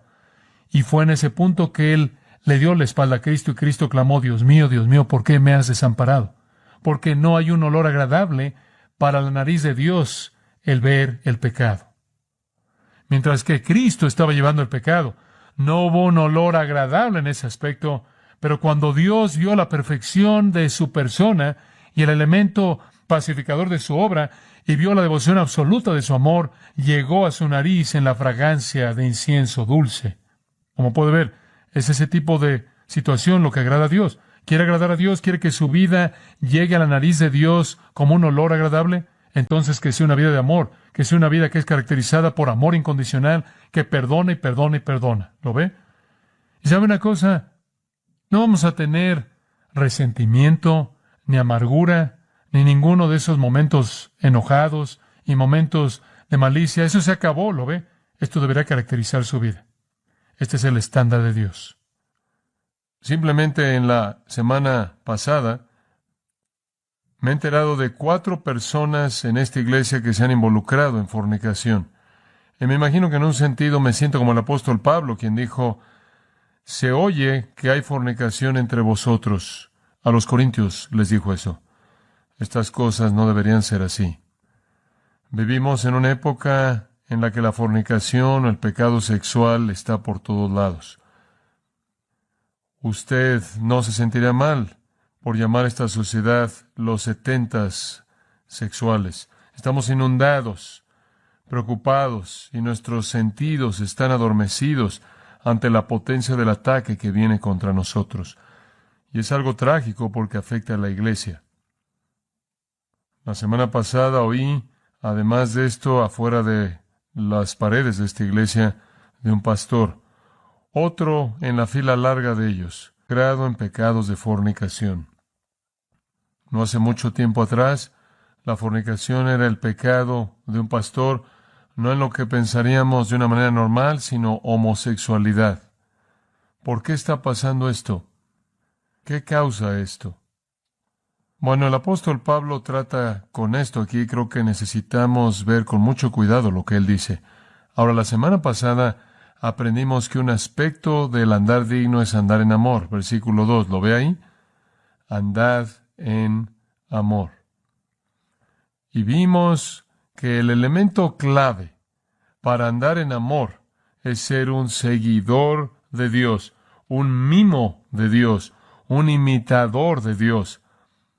Si, como primera de Juan dice, Dios es amor, y debe usted andar en amor, entonces debe ser como Dios, y entonces debemos imitar a Dios, debemos ser mimos de Dios. Él es el patrón, y el patrón es expresado mejor por Dios en su encarnación de Jesucristo. Y entonces, si vamos a andar en amor, debemos andar como Cristo anduvo, y eso es exactamente lo que primera de Juan 2:8 dice. Si decimos que permanecemos en Él, también debemos andar como Él anduvo. Entonces debemos andar en amor, lo cual imita a Dios. Dios es manifestado en Cristo. Entonces debemos ser como Cristo, debemos amar como Él amó. Ahora, recuerde la última sección del libro de Efesios, del 4 al 6. Es una explicación del andar digno. Capítulo 4, versículo 1 nos dice que debemos andar de manera digna. Y parte de andar de manera digna de nuestro alto llamado, andar de manera coherente con nuestro alto llamado, es andar en amor. Ahora, este andar en amor tiene 4 elementos y le di 2 de estos la semana pasada. Permítame repasarlos rápidamente. En primer lugar, y estos son los positivos, en primer lugar está el ruego en los versículos 1 y 2. Él nos ruega andar en amor, y la palabra andar significa conducta diaria, manera de vida, proceso de vida. estilo de vida, por así decirlo. Debemos caracterizarnos por el amor, y el patrón es Dios. Debemos imitar a Dios. El salmista dijo, estaré satisfecho cuando despierte a tu semejanza. Debemos estar llenos de toda la plenitud de Dios, capítulo 3 dice. Y entonces lo que Pablo está diciendo es, y quiero que entienda este pensamiento, lo cubrimos la semana pasada, solo lo quiero incluir ahora. Debido a que son hijos amados, lo ven en el versículo 1, debido a que son hijos amados, imítenlo a Él. Ahora escuche, la base para imitar es que somos sus hijos. Esta es una de las designaciones más ricas, más gozosas de los cristianos en todo el Nuevo Testamento. Somos llamados los hijos de Dios. Somos llamados los hijos de Dios. En Juan 1:12 nos dice, mas a todos los que le recibieron, a estos les dio potestad de ser llamados hijos de Dios. En Efesios capítulo 1 nos dice que Él nos escogió en Él antes de la fundación del mundo para que fuésemos santos y sin mancha delante de Él en amor, habiéndonos predestinado para ser adoptados hijos por Jesucristo. Literalmente somos los hijos de Dios. Somos los hijos de Dios, la descendencia de Dios. Hemos sido engendrados por una simiente incorruptible. Entonces, como sus hijos, debemos llevar su semejanza, ¿verdad? Debemos llevar su virtud, sus características. Debemos manifestar lo que es verdadero de Él. Debemos adornar su naturaleza misma. Debido a que hemos sido engendrados por Dios, como aprendimos en Primera de Pedro, debido a que somos caracterizados por una simiente incorruptible que vive y permanece para siempre, debido a que Dios ha venido a vivir en nosotros y a hacernos sus hijos, entonces debemos vivir manifestando sus características. Entonces, ese es el corazón. La razón por la que debemos imitar a Dios, dice Pablo, es porque somos sus hijos y debemos hacer que nuestras vidas reflejen a nuestro Padre. En Gálatas 3:26, simplemente añado esto, dice, porque sois hijos de Dios por fe en Cristo Jesús. Ahora escuche, cuando usted colocó su fe en Cristo Jesús, cuando usted recibió a Cristo como Salvador, en ese punto se volvió un hijo de Dios. Usted volvió a nacer, diciéndolo en la terminología de Juan 3. Hubo una simiente incorruptible implantada dentro de usted. Hubo una nueva vida y la manifestación de la vida de Dios a través de usted debe ser lo más normal. Es anormal que usted no imite a Dios. Usted ve un niño y lo más normal que un niño es ser como sus padres, y así es en el dominio espiritual. Usted, dentro de usted, tiene la vida de Dios. En Gálatas capítulo 4, versículo 4, dice, cuando la plenitud del tiempo vino, Dios envió a su Hijo, hecho de una mujer, hecho bajo la ley, para redimir a aquellos que estaban bajo la ley, para que recibiéramos la adopción de hijos. Y debido a que sois hijos, Dios ha enviado el Espíritu de su Hijo a vuestros corazones. Ya no son más siervos, sino un hijo. Y si hijo, entonces un heredero de Dios. Cuando usted fue salvo, se volvió un hijo. Se volvió un hijo de Dios. El Espíritu de Dios está en usted y la vida de Dios debe manifestarse a sí misma. Y entonces, debido a que Pablo dice, somos hijos de Dios, debemos entonces imitar a nuestro Padre. Lo más normal es ser como Él. Ahora, si Dios es amor, entonces debemos imitar su amor. Si es verdad que Dios se caracteriza por el amor, como 1 Juan 4, 7 al 11 dice, si es verdad que Dios se caracteriza por el amor, entonces nosotros también debemos caracterizarnos de la misma manera. Entonces recordamos el ruego, andad en amor. Ahora, el segundo punto que vimos la última vez, y quiero que vea esto, es el patrón. Y ya lo mencioné. El patrón es nuestro Señor Jesucristo, al final del versículo 2. ¿Cómo debe esto operar? ¿Cómo debe manifestarse? ¿Cuál es nuestro ejemplo? Como Cristo nos amó y se entregó a sí mismo por nosotros, ofrenda y sacrificio a Dios en olor fragante. Muy bien, debemos andar en amor y el modelo que debemos seguir, el patrón que debemos imitar es Cristo. Me acuerdo cuando era un niño pequeño, comenzando en la escuela, y uno de nuestros maestros quería enseñarnos cómo dibujar. Y entonces repartió papeles de dibujos, y los dibujos estaban en tinta fuerte grande. Y ella repartió lo que llamaba un papel para rastrearlo, y todos los niños pequeños tomaban el papel y lo colocaban en la página que tenía el dibujo en negro, y entonces se veía el dibujo y tomamos nuestros pequeños lápices y rastreábamos el dibujo. Esa es la palabra misma patrón en el Nuevo Testamento. Esa es la palabra para tipo, un ejemplo es usado. Como Pablo le dice a Timoteo, sé un ejemplo a los creyentes. sea alguien que los creyentes pueden usar para arrastrar su vida. Bueno, eso es exactamente lo que él está diciendo aquí. Toma a Jesucristo, el dibujo fuerte en negro de la vida de Cristo, y coloca tu vida encima de él y rastrea tu vida así como la de él es. Él es el patrón. Este es el corazón del pasaje. Debemos amar como él amó. Ahora, retrocediendo al versículo 32, le recuerdo que la última vez la característica primordial del amor de Dios es que es perdonador. Lo ve usted ahí en el versículo 32, perdonándonos unos a otros como Dios por causa de Cristo os ha perdonado. Ahora, para andar en amor, esa es la primera característica que quiero que vea.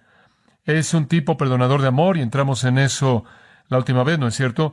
El amor de Dios es un amor perdonador. Ahora, por cierto, hay un comentario al margen que debería haber en el versículo 32.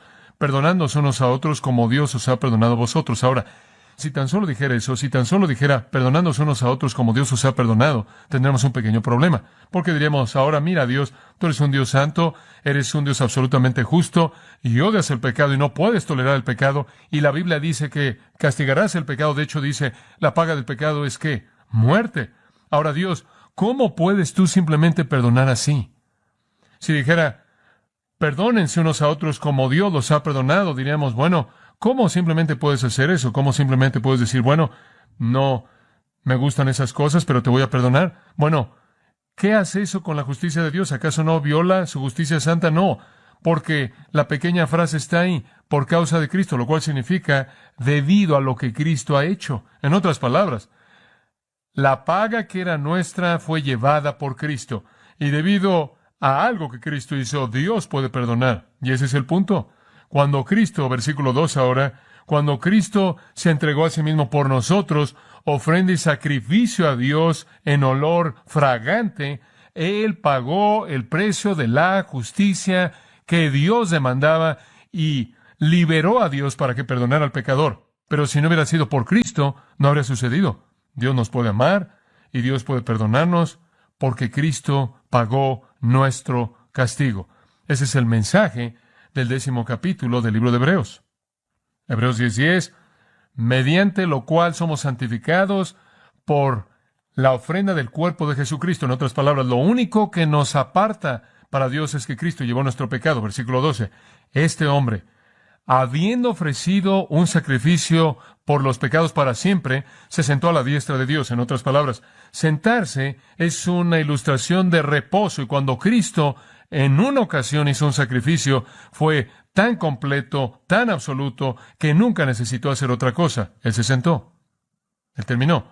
Y el versículo 14 lo resume. Por esa ofrenda Él perfeccionó para siempre a los que son santificados. Él llevó en su cuerpo nuestros pecados. Al que no conoció pecado, por nosotros le hizo pecado. Y entonces Cristo hizo algo que liberó a Dios para que nos amara, y el amor de Dios en primer lugar es perdonador. Ahora, en segundo lugar, le dije que el amor de Dios no solo es perdonador, sino que es incondicional. Su amor no es definido por el objeto en ningún sentido. Es su naturaleza lo que ama, es innato que Él es Dios amando como Dios debe amar porque Él es Dios. Y entonces su amor es perdonador e incondicional. Y la tercera cosa que le dijimos la semana pasada es que se sacrifica a sí mismo. El amor de Dios es perdonador, incondicional, y se sacrifica a sí mismo. De tal manera amó Dios al mundo que ¿qué? ¿Cuál es la siguiente palabra? Dio. Esa es la clave. Es de sacrificio personal. Ahora escuche. Esta es una verdad muy elemental que usted debe entender. Si vamos a amar como Dios amó, si vamos a imitar a Dios, entonces debemos amar a la gente con un perdón que no tiene límites. Debemos amar a la gente incondicionalmente, sin dependencia alguna sobre su respuesta. Y debemos amar a la gente sacrificialmente. Esto es, entregándonos a nosotros mismos, no buscando algo de ellos. Ahora escuche, cuando usted vive y camina en amor, no significa que usted anda por todos lados diciendo, oh, me cae bien esa persona y me cae bien esta persona, y usted trabaja a nivel emocional. No, significa que es su naturaleza ser perdonador sin límites, amar ni siquiera sin una respuesta necesaria y sacrificándose a sí mismo, buscando solo dar y no ganar. Entonces dijimos la última vez que Jesús nos ama. Cuando pecamos, Él nos perdona. Cuando no respondemos, Él nos sigue amando. Y cuando lo único que queremos hacer es tomar, Él sigue dando. Ese es el tipo de amor que debe caracterizar nuestras vidas. incondicional, perdonador, y que se sacrifica a sí mismo. Yo sería infiel a mi propia mente si no hiciera que me acompañara Juan 13 por tan solo un momento, y después vamos a cerrar nuestro repaso de los puntos y pasaremos a los siguientes. Pero en Juan 13, el cual creo que es el retrato más hermoso del amor de Cristo fuera de la cruz en cualquier otro lugar en la Biblia, Juan 13. Ahora quiero que vea este amor en acción que es incondicional, perdonador, que se sacrifica a sí mismo. Ahora recuerda el contexto porque se lo he enseñado tantas veces. Pero en Juan 13 los discípulos están teniendo una discusión y están discutiendo acerca de quién va a ser el más grande en el reino. Realmente están preocupados por quién va a tener el rango alto cuando Cristo establezca su reino terrenal. Quieren estar ahí, quieren ser los más importantes y el Señor los ve en esta gran discusión. Y el asunto real aquí, claro, es que Jesús está a punto de ser crucificado. Y ella les dijo esto. Ella les dijo que tiene que morir. Ella les ha dado el bosquejo entero, pero son absolutamente indiferentes a lo que le está pasando. Ni siquiera les importa, ni siquiera están preocupados por eso. Son absolutamente egoístas, son absolutamente pecaminosos, son absolutamente personas que no están respondiendo. Si hubiera algún amor real en sus corazones, habrían estado consolando y alentando y compartiendo ese amor con Jesucristo. Si hubiera algo del sacrificio personal en sus vidas, habrían estado lavando sus pies, habrían sido sus manos diciendo, ¿qué podemos hacer, Señor? Porque tú eres el que va a llevar esto. Pero en lugar de esto, su egoísmo fue manifiesto, su pecaminosidad fue manifiesta, su estar centrados en sí mismos fue manifiesto, conforme discutían acerca de quién será el más grande en el reino en lugar de estar preocupados por Cristo. Y en ese argumento, nadie lavaría los pies de nadie. Pero era una costumbre lavar los pies en esos días, porque antes de que usted comiera, pero nadie lo quería hacer porque ninguno de ellos quería tomar la función de un siervo. Todos estaban luchando por los lugares más prominentes y entonces había comenzado la cena y después de que había comenzado Jesús tomó un contenedor, dice en el versículo 4, Él se levantó de la cena, hizo a un lado su atuendo, tomó una toalla, se ciñó, vació agua en un contenedor y comenzó a lavar los pies de los discípulos. Ahora, escúcheme. Ahora, eso es amor en acción. Ese es amor que es perdonador.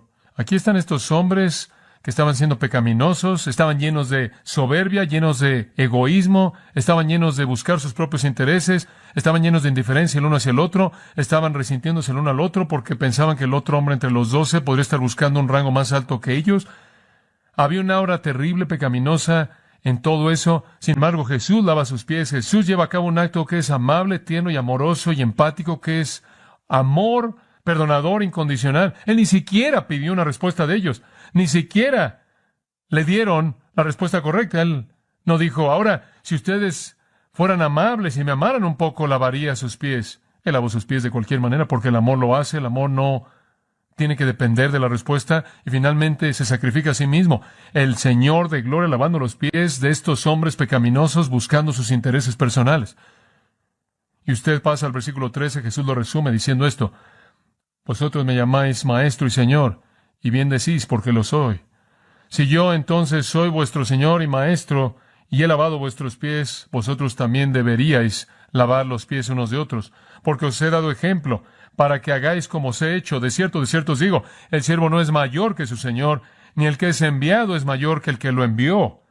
Si conocéis estas cosas, bienaventurados sois si las hacéis. En otras palabras, les dijo, ustedes vieron cómo los amé, ¿no es cierto? Ustedes vieron que los amé mediante un acto de amor, que fue incondicional, que fue totalmente perdonador, que fue totalmente un acto de sacrificio personal y espero que hagan lo mismo el uno hacia el otro.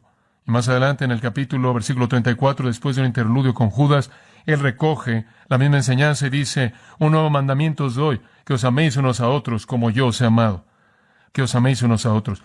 Por esto conoceréis todos que sois mis discípulos si os amáis unos a otros. Ahora escuche, observen el versículo 34. Deben amar como yo los he amado y como Él los acababa de amar. Él los acababa de amar con perdón, con un amor incondicional, con un amor que se sacrificó a sí mismo. Y eso es lo que Él está pidiendo que ellos manifiesten. Y Él les dice, el siervo no es mayor que su Señor. Si yo amo de esa manera, entonces así deben amar. Entonces, ese es el lado positivo. Ahora de regreso a Efesios. Debemos andar en amor. ¿Qué significa eso? Debemos amar como Cristo amó. ¿Cómo amó Él? De manera perdonadora, incondicional, sacrificándose a sí mismo. Esa es la presentación positiva. Ahora observe qué rápido se va al opuesto. Aquí viene lo negativo. Y rápidamente en el versículo 3 vemos la perversión. El ruego, la plegaria en el versículo 1 y la primera parte del versículo 2, el patrón al final del versículo 2 y ahora la perversión. Lo que Dios establece, Satanás va a falsificar, y aquí viene la perversión inmediatamente en los versículos 3 y 4, y usted lo ve ahí: fornicación, pecado sexual. Y es propagado por el versículo 6, los engañadores con sus palabras vanas, que no son nada más que el objeto de la ira de Dios. En donde Dios establece amor verdadero, el mundo viene y establece lo falso, la falsificación. El mundo realmente, voy a ser honesto con usted, el mundo quiere vivir en amor, no hay duda acerca de eso. Digo, tienen mucho deseo por amor. De hecho, lo único que quieren más que el amor es el dinero. Pero fuera del dinero quieren amor. El mundo realmente busca el amor, la gente está de acuerdo, y usted los oye hablar de eso todo el tiempo. Amor, amando, siendo amado, o hacer el amor como lo llaman. Estar enamorado es lo más placentero. La gente está de acuerdo. Es la experiencia más grande, estar enamorado. Tiene una manera de sensibilizar la vida a los extremos de la emoción. Usted nunca estará tan feliz como cuando usted está enamorado. Usted nunca estará tan triste como puede estarlo cuando está enamorado. Usted nunca va a conocer el espectro de emociones que conocerá cuando usted es sensibilizado a estos extremos al estar, entre comillas, enamorado. El amor es la experiencia humana definitiva. Y digo, el mundo simplemente continúa vendiéndolo. Digo, las canciones que usted escucha, no me importa si son el tipo de canciones de balada, las canciones de la generación de los padres, o sea la locura de el rock ácido de los jóvenes en la actualidad, es el mismo mensaje de fondo. Usted sabe, el amor está ahí, sea la fantasía o el amor que se busca, o sea la situación que está en pedazos de un amor perdido, lo que sea, es la búsqueda constante del amor, ¿lo ve? Puede ser una canción de un padre y un hijo, dos amigos, un marido y una mujer, o un amante y otro amante, o lo que sea. Pero el amor es esta fantasía, este sueño ilusorio que el mundo persigue. Y claro que basa su concepto de amor en lo que hace para mí, es algo que busca su interés personal. Y es obvio a partir de las canciones y las obras de teatro y las películas y los libros y los programas de televisión, y simplemente siguen promoviendo esta búsqueda del amor de fantasía. La gente en el mundo está buscando el amor definitivo. Usted sabe, oyen al filósofo hablar de esto y al cantante canta la canción acerca de este amor que es tan fabuloso y tan fantástico y tan cautivador, usted sabe, y leen un libro de esto, ven una película de esto o algo en la televisión de esto, usted sabe, todo el mundo está tan metido en el amor y se ha dado cuenta, siempre es la persona con la que usted no está casado que le da a usted la emoción más grande. Esa es la fantasía, ¿lo ve? Y entonces el mundo persigue esta fantasía buscando un sueño de un amor perfecto y una satisfacción perfecta. Y son muy parecidos a Ponce de León buscando la fuente de la juventud. Es torpe, es un sueño del paraíso de un necio. Se entregan a una persona por un tiempo y después exprimen a esa persona hasta dejarla en los huesos y después salen buscando a otra que puedan exprimir porque su fantasía dice que el amor es lo que puedo conseguir. Dios dice que el amor es lo que usted da. Escúcheme, el amor del mundo es condicional. Es exactamente lo opuesto del amor de Cristo, es condicional. Dice, dame lo que quiero y te voy a amar. No perdona. Si fallas muchas veces, estás fuera de mi vida. Ahí está, y sigue con alguien más. Siempre pienso en el hombre que se casó y tenía a su esposa y se subió al carruaje que estaba siendo jalado por el caballo, y ya se iban ahí de la boda. El caballo jaló muy fuerte y el hombre dijo, esa es una. Poco después, ahí en el camino, el caballo volvió a jalar y dijo, esas son dos. La tercera vez el caballo se salió, tomó una pistola y mató al caballo, y su esposa dijo, ¿qué estás haciendo? Y él la vio y dijo, esa es una. Usted sabe, sea cual sea el tipo de amor del mundo, no da mucho margen para el error. Usted no se equivoca muchas veces. Ya me voy. Así es. No es perdonador. En segundo lugar, es condicional. Es condicional. Mientras que usted obtenga las respuestas correctas, usted se queda ahí. Tan pronto como las respuestas no son lo que usted quiere, entonces se va. Y en tercer lugar, está centrado en sí mismo. No se sacrifica a sí mismo. Está centrado en sí mismo. Se alimenta de su propia necesidad. Es exactamente lo opuesto de lo que Dios dice que nos caracteriza. Vea Mateo 18 por un momento. Mateo 18. Simplemente para darle una ilustración de cómo el Señor ilustró este sentimiento mundano. Ahora aquí usted puede encontrar que hay un contraste. Jesús presenta su amor, el cual es totalmente perdonador, incondicional, y se sacrifica a sí mismo. Y Pedro viene a él y dice, bueno, Señor, este amor incondicional que se sacrifica a sí mismo, perdonador, ¿qué tan lejos va? ¿Debo perdonar a mi hermano 7 veces? Jesús le dijo, no te digo hasta 7 veces, sino hasta 70 veces 7. Por lo tanto, el reino de los cielos es semejante a cierto rey que llamó a dar cuentas a sus siervos, y cuando él había comenzado, le fue traído uno a él que le debía 10,000 talentos. Pero como no tenía nada que pagar, su señor mandó que fuera vendido, su esposa, sus hijos, y que esto es todas sus posesiones, y se hiciera el pago. El siervo, por lo tanto, se postró y le dijo, Señor, ten paciencia de mí, te lo pagaré todo, lo cual es ridículo. Él nunca podría haber pagado esa cantidad, pero fue un pensamiento agradable. Después el señor de ese siervo, movido a compasión, le perdonó la deuda. ¿Quién cree usted que el señor del siervo es aquí? Es Dios, ¿no es cierto? Y este es el pecador, y el pecador incluso viene en base a sus obras. Él incluso va a decir, lo voy a hacer todo, voy a apretar mis dientes y voy a pagar los 10,000. Ridículo, no podía hacerlo en toda su vida. A pesar de su necedad, Dios es suficientemente lo generoso como para perdonarlo. Pero el mismo siervo salió y encontró uno de sus consiervos que le debía 100 denarios. Eso es simplemente el trabajo de 3 meses. Y él colocó sus manos, lo tomó de la garganta, del cuello y le dijo, págame lo que me debes. Su consiervo cayó a sus pies y le rogó diciendo, ten paciencia conmigo y te lo pagaré todo. Y él pudo haberlo pagado todo, no era tanto. Y él no lo dejó, sino que lo arrojó en la cárcel hasta que pagara la deuda. Bastante difícil hacerlo cuando usted está en la cárcel. Entonces, cuando sus consiervos vieron lo que fue hecho, se entristecieron, vinieron, le dijeron a su señor todo lo que había sido hecho, y el señor, después de que lo había llamado, le dijo, oh siervo impío, te perdoné toda esa deuda porque me rogaste. ¿No deberías también haber tenido compasión de tu consiervo, así como yo la tuve de ti? Y su señor se enojó y lo entregó a los torturadores hasta que pagara lo que se le debía. Así también mi Padre Celestial hará con vosotros, si desde su corazón no perdona a cada uno a su hermano sus transgresiones. En otras palabras, la perspectiva típica del mundo, no hay perdón. Y el Señor vino a él y le dijo, das evidencia de que no eres cristiano. No estás en mi familia, no estás en mi reino, no hay amor en ti. El punto es es un punto simple. El mundo no es perdonador. El mundo basa sus respuestas en condiciones. Tú pagas y te voy a tolerar. El mundo busca sus intereses. El cristiano es lo opuesto. Eso es lo que queremos que vea. Ahora veamos Efesios 5, versículo 3 y 4 específicamente. Pero fornicación y toda inmundicia o avaricia ni aun se nombra entre vosotros como conviene a santos. Ni palabras deshonestas, ni necedades, ni tronerías, que no convienen, sino antes bien acciones de gracias.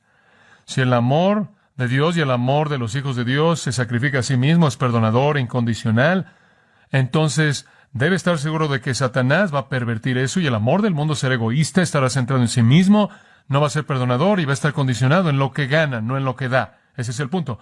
Entonces, cuando el mundo dice ama, no está usando la definición de Dios. Significa deseo, placer personal, lujuria. O no estoy negando que de vez en cuando hay algo de abnegación personal, que de vez en cuando hay algo de leche de bondad humana, de vez en cuando hay algo de magnanimidad, de vez en cuando hay algo de generosidad. Hay ocasiones cuando el amor humano llega a un nivel más alto que otras ocasiones, pero en esencia es placer personal, ganancia personal, y es algo condicional. Nunca deja de sorprenderme cuántas personas dicen, bueno, vamos a divorciarnos porque ya no satisfaces mis necesidades. Bueno, ¿quién llegó a decir que el amor tenía que ver con satisfacer sus necesidades? El amor consiste en que usted satisfaga las necesidades de alguien. El deseo físico, la gratificación personal, es un sueño débil, es una burbuja de ilusión. Y si usted quiere vivir su vida entera persiguiendo la fantasía definitiva, usted va a terminar desesperado, privado, y nunca lo va a cumplir. El mundo dice, te amo por lo que haces para mí. Es superficial, egoísta, sensual, sexual. Satanás trata de venderle esto al mundo. Y me parece increíble que los cristianos caen en la trampa. Creo que lo que está pasando en la iglesia en la actualidad, en esta área del divorcio y el rompimiento del matrimonio y la infidelidad y todo esto, está basado simplemente en este principio. La gente cristiana no anda en amor como Dios lo define. No lo hacen. No quieren. Pablo dice, no estoy hablando del amor del mundo,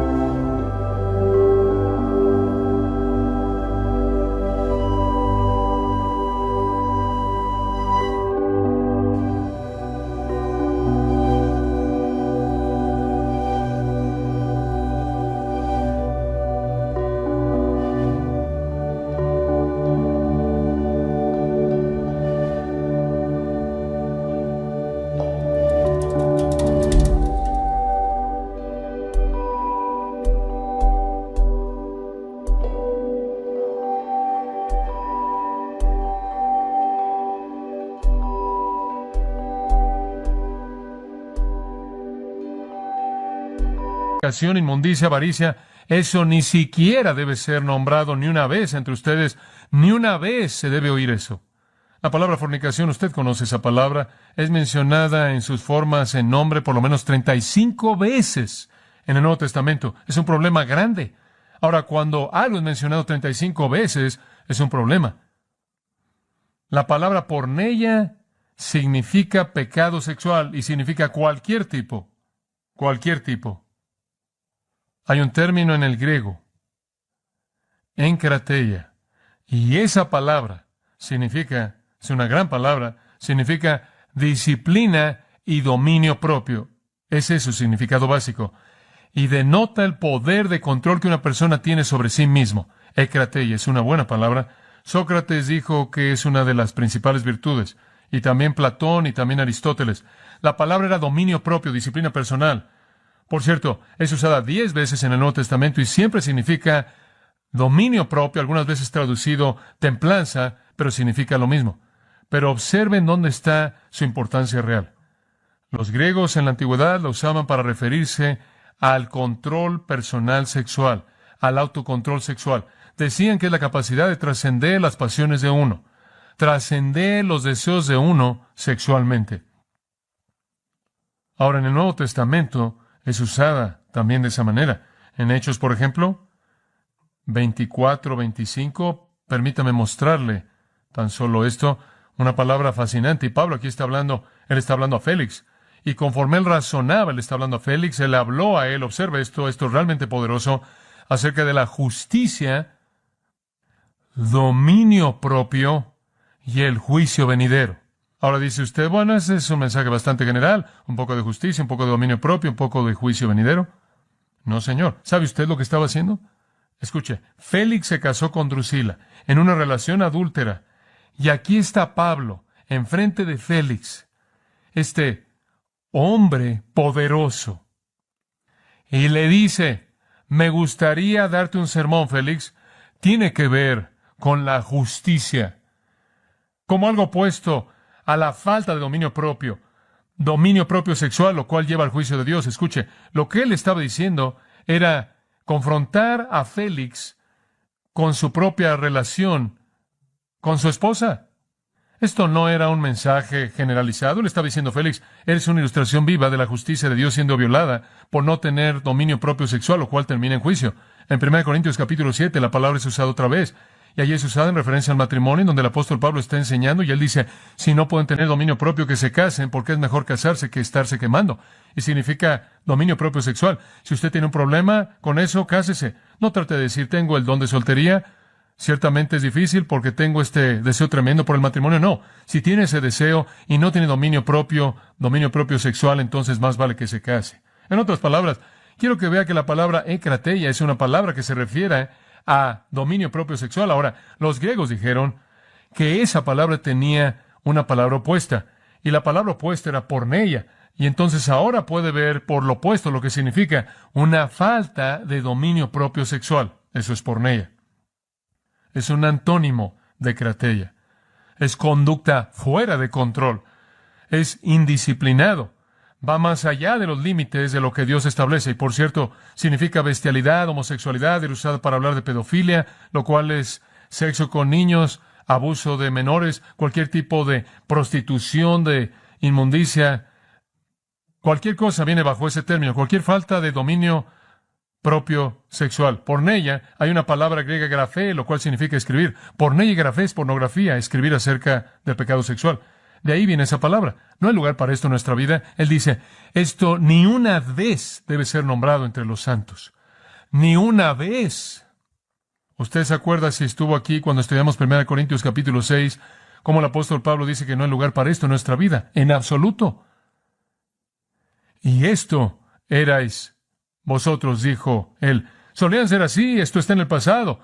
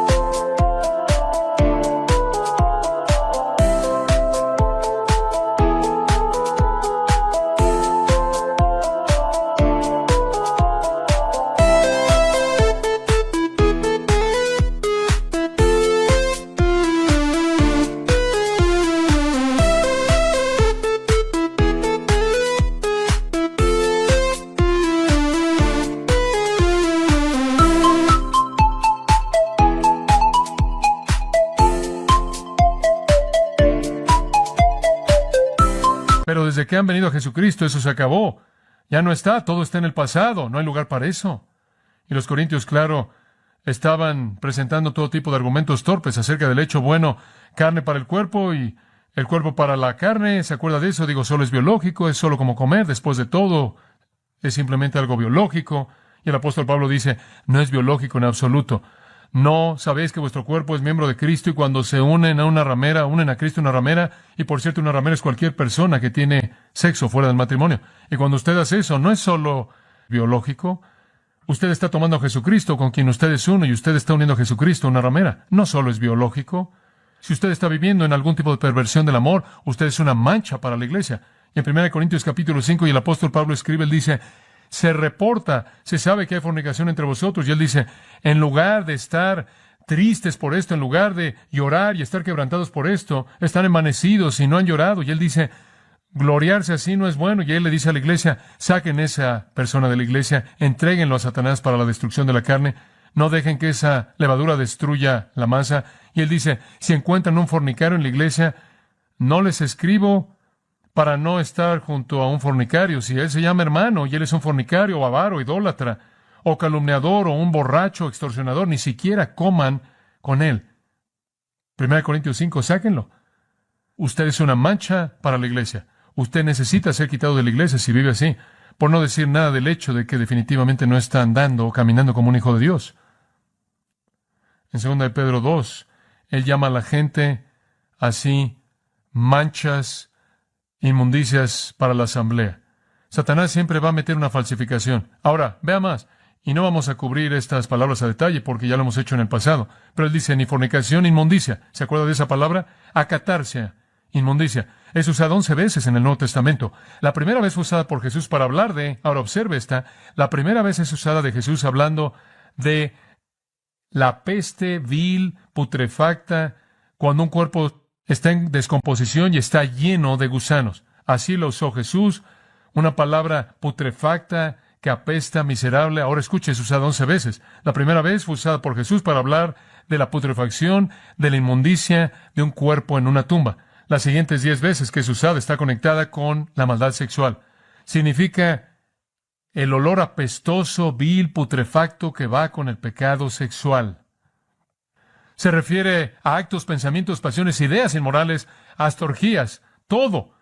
Eso no es amor, dice usted, pero es tan maravilloso, estamos enamorados. Y Jesús dice, es la misma palabra que habla de el estado de putrefacción, de descomposición, de suciedad, de un cuerpo lleno de gusanos. Lenguaje bastante fuerte. La gente dice, pero estamos enamorados. No, usted no está enamorado, porque el amor no hace eso. Tenemos una locura por el sexo, me temo incluso en la iglesia. Realmente me sacude algunos de los libros que ahora están siendo escritos por personas cristianas. Usted sabe, sexo para cristianos. He aventado algunos de ellos al basurero. Algunos libros me han sido enviados, escritos por cristianos, publicados por casas de publicaciones cristianas, tratando con el asunto del sexo. Leí unas 3 páginas y lo aventé a la basura. ¿Sabe una cosa? Lo que ha pasado es que el mundo nos está vendiendo esto con tanta eficacia que la iglesia está saliendo por la puerta de atrás y comprando algo de esto, creyendo algo de esto, y en cierta manera lo trata de santificar. Usted no puede santificar esto.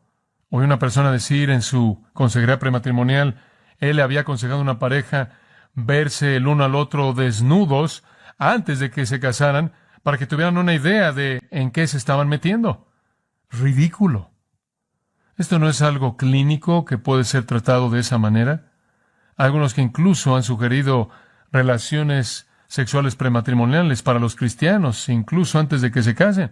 Observe la siguiente palabra. No debe haber nada de eso. Ni inmundicia ni avaricia, dice usted. ¿Qué tiene que ver la avaricia con esto? Pleonexia, avaricia. Podría traducirse codicia. ¿Y sabe usted lo que eso dice? Si usted regresa a Éxodo 20:17, cuando está hablando ahí de que no debe codiciar, dice, no vas a codiciar esto, ni esto, ni esto, ni ¿qué de tu prójimo? Tu esposa. ¿Quieres saber algo? La gente en nuestra sociedad, y me atrevo a decir, personas que están sentadas aquí en esta iglesia, codician las esposas de otras personas. Codician a otras mujeres, codician a mujeres que ven en la televisión, o en las películas, o publicidad, o revistas, o libros, o lo que sea. Esto es pecado, esta es la falsificación, es parte de la mentira, la burbuja ilusoria, la fantasía que nunca es realidad, que nunca sucede.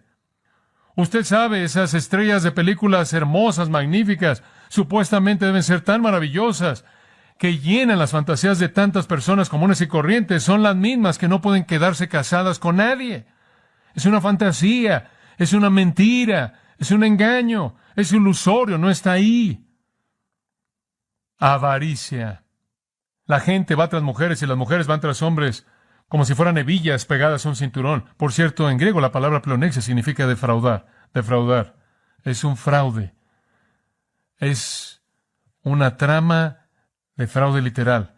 Es ir tras alguien para defraudarlo. ¿Sabe usted lo que sucede? Alguien viene detrás de, acabo de ir de una situación en donde un marido es acosado por una mujer que no es su esposa. Ella va detrás de él y se ve tan bien, y se ve tan bien, y termina siendo un fraude. No hay nada ahí, la fantasía es una mentira, y destruye y condena todo lo que es bueno en la vida. Pleonexia. Los latinos lo llamaban amor acceleratus habendi, lo cual significa el amor de poseer. La gente va a sacrificar todo para obtenerlo. Van a destruir a sus hijos, van a destruir a su cónyuge, van a destruir sus relaciones con sus amigos, van a destruir su hogar, van a destruir su trabajo, van a destruir cualquier cosa cuando obtienen la avaricia que dice, tengo que tener eso porque la fantasía va a ser cumplida ahí. Y nunca va a ser así. Es la mentira de Satanás que viene del pozo. Y entonces la Biblia dice que va a haber una falsificación. Y observen al final del versículo 3, no se ha nombrado ni una vez entre vosotros. Ni una vez. La gente dice, bueno, no lo pude evitar. Me enamoré afuera de mi matrimonio. Esa no es una prueba de amor. Esa no es una justificación para el divorcio. Eso es simplemente una prueba del corazón pecaminoso putrefacto que usted tiene. Eso es todo. La gente dice, bueno, no podemos evitarlo. Estábamos tan enamorados y ya no lo amo. Entonces usted es un pecador, porque a usted se le manda amar a esa persona. Usted es un pecador. Y eso no va a justificar un divorcio. Eso lo condena. Además de que usted no está amando a su marido o no amando a su esposa, o sea lo que sea que comience esto, usted también es un codicioso, porque usted ha codiciado algo que no era de usted y estaba fuera de las leyes de Dios, y afuera de la voluntad de Dios, y afuera del plan de Dios, y entonces no solo peca al no amar como debe, sino peca al codiciar lo que no es de usted. Y usted debería leer a David y Betsabé. Usted vuelve a pecar porque usted roba lo que no es de usted, de la persona a la que le pertenece, y entonces su pecado sigue. Ni siquiera una vez se nombra, observa el final del versículo 3, como conviene hagios a santos. ¿Cómo pueden los santos caracterizarse por amor impío, por codicia impía, egoísta, condicional y no perdonadora? Estamos apartados, somos santos. ¿Cómo pueden los santos estar involucrados en lo que no es santo? ¿Cómo pueden aquellos que son los hijos del Dios santo estar haciendo cosas no santas? Dice usted, buen hombre, nunca he hecho eso. Yo me estoy quedando con ya la mamá mayor aquí a lo largo de todos los años y estoy aguantando ahí. Eso es bueno. Pero simplemente para que usted no evada esto, el versículo 4 dice que no debe tener palabras deshonestas, ni necedades, ni tronerías que no convienen, sino antes bien acciones de gracias. Dice usted, bueno, ¿qué es esto? Escuche, no solo no lo debe hacer, ni siquiera debe hablar de eso. Ahora, eso debe literalmente devastar a nuestra sociedad. Palabras deshonestas, por cierto, significa obscenidad general. La raíz literal es aquello que es algo vergonzoso, tiene que ver con palabras, algo que es una desgracia, básicamente tiene que ver con palabras. El versículo 12 de este mismo capítulo es una vergüenza, porque es vergonzoso hablar de esas cosas que son hechas por ellos en secreto. Ni siquiera habla de eso. Esa es la razón por la que me molesta, que hay tanta licencia, incluso, entre comillas, dentro del cristianismo, para hablar del área de la vida sexual de una manera que no pienso que la Biblia lo permite. ¿Y qué le pasó a la gloria del descubrimiento para dos personas apartadas por Dios para el matrimonio? La plática, que es una desgracia, es lo que significan las palabras deshonestas. Tiene que ver con palabras que son una desgracia. Usted no puede leer un libro sin esa basura que viene del mundo. No puede ver un programa de televisión, no puede ver una película. Difícilmente puede tener una plática con algunas personas. Sin embargo, nunca debe ser algo en lo que debemos meternos. Ni siquiera una vez debe haber una plática sucia. Ni una vez debemos escuchar plática que es una desgracia. Somos llamados a una plática santa. Lea Santiago 1. Somos llamados a una plática santa. Cuando usted abre su boca, deben salir palabras que vienen de la mente de Dios, el corazón de Dios, los labios de Jesús, no las cosas de las que habla el mundo. No sé cómo la gente puede irse a sentar a una película y ver todo esto y escuchar todo eso. No sé cómo puede hacer eso usted con su televisión. No sé cómo puede leer libros así o revistas así o reírse de bromas así cuando la Biblia dice que ni siquiera una vez debe ser nombrado entre ustedes. No solo palabras deshonestas, sino vea necedades, morologia. Morologia, de moros, de donde obtenemos algo que significa palabras torpes. Son palabras que vienen de alguien que tiene una deficiencia intelectual. Lo llamo obscenidad baja. Permítame mostrar lo que quiero decir. Obscenidad baja. Este es el pecado del borracho, el pecado del necio, el pecado de la boca del caño. Las cosas obscenas de clase baja. Simplemente pláticas de caño baja, sin sentido, personas que no ayudan con una connotación sucia, obscenidad, baja, morología, torpe. Pero la siguiente palabra es muy interesante. Es la palabra truanerías. Y es la palabra eutrapelia.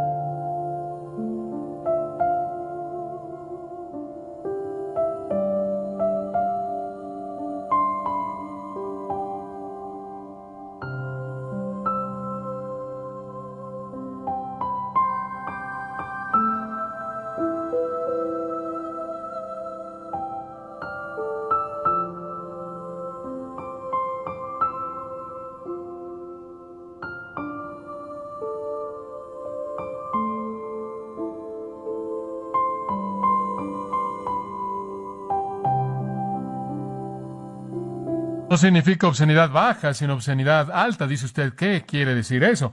Bueno, el mundo literalmente puede voltear las cosas de manera fácil. ¿Alguna vez ha conocido a alguien que puede tomar algo que es dicho y convertirlo fácilmente en algo sucio?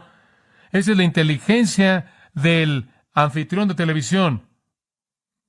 El anfitrión del programa, ya tarde por la noche, que sin importar lo que usted diga, lo tuerce para que tenga una insinuación inmunda.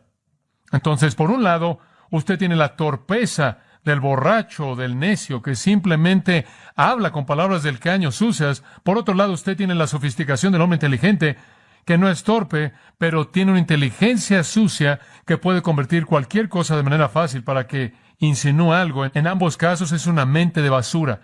En ambos casos se está hablando de algo que es malo, y Pablo dice, no lo hagan en el versículo 3, y él dice en el versículo 4, no hablen de eso. Limpien su vida, limpien sus palabras. Entonces Pablo dice, el amor ha sido pervertido en una lujuria sexual, inmundicia, avaricia, y todo es para la gratificación personal, y es algo que no perdona, porque cuando usted no satisface, me voy con alguien más, todo está condicionado en la respuesta correcta. No debemos involucrarnos en eso como santos, ni siquiera debemos hablar de esas cosas, ni siquiera oír que se hable de eso. Por otro lado, el versículo 4 dice que debemos dar gracias. Debemos dar gracias. Eso es bastante claro. ¿Sabe por qué debemos dar gracias? Y quiero que entienda esto. Si no entiende nada más de lo que digo, entienda esto. Porque la gratitud es lo más abnegado que usted puede hacer. ¿Entendió eso? Gratitud, absolutamente abnegado. En lugar de buscar cosas egoístas, satisfacción sexual, inmundicia, avaricia, en lugar de involucrarse en estas cosas de satisfacción personal, deténgase de gracias. Esa es la razón por la que dice en 1 Tesalonicenses, dad gracias en todo, porque esta es la voluntad de Dios para con vosotros. Nada de lo que usted haga en la vida le va a enseñar a ser abnegado como dar gracias. Usted pasa todo el día dando gracias. Usted va a salirse de sí mismo porque la gratitud tiene que ser ofrecida a Dios, ¿lo ve? No esté centrado en sí mismo. Es lo que le está diciendo. Den gracias, den gracias, den gracias. Exprese su amor a Dios. Exprese su amor a otros. Que su vida se caracterice por decir gracias. Y creo que usted puede ir inclusive de Dios aquí a aquellos que le rodean. En lugar de querer todo de todo el mundo, en lugar de querer tomar, ¿por qué no ama de una manera que dice gracias? Gracias por lo que quieres decir. Gracias por lo que eres. Gracias por lo que me permites darte. Simplemente ser una persona agradecida, no egoísta en lugar de ser egoísta. El amor de Dios no es egoísta y está agradecido, y el amor del mundo es ingrato y egoísta. Y finalmente, la plegaria, el patrón, la perversión lleva al pago. Es claro lo que es esto. Lo vamos a ver rápidamente, véalo. Porque sabéis esto, que ningún fornicario o inmundo, ninguna persona que vive en fornicación, ningún inmundo o avaro que es idólatra, porque si usted codicia algo es un ídolo, y él enlista las tres mismas cosas que están en el versículo 3, personas así. Tiene herencia en el reino de Cristo y de Dios. ¿Oye usted el mismo mensaje que hemos estado oyendo ahora por un mes? Si usted vive así, usted no es ¿qué? No es salvo. Usted no está en el reino de Dios. Más vale que se examine. Ningún fornicario. ¿Lo entendió? Ninguno. Ninguna persona inmunda. Y ningún avaro, quien es idólatra, tiene herencia alguna en el reino de Cristo o de Dios. Ese no es nuestro estilo de vida. Esas personas están en el mundo. No hay lugar para dudar la actitud de Dios hacia la inmoralidad. No es sorprendente que no debería hacerlo. No es sorprendente que ni siquiera debería hablar de eso. Somos los hijos de Dios. ¿Ve eso en este texto? Somos los hijos de Dios en el versículo 1. Somos los amados de Cristo. Somos los santos al final del versículo 3.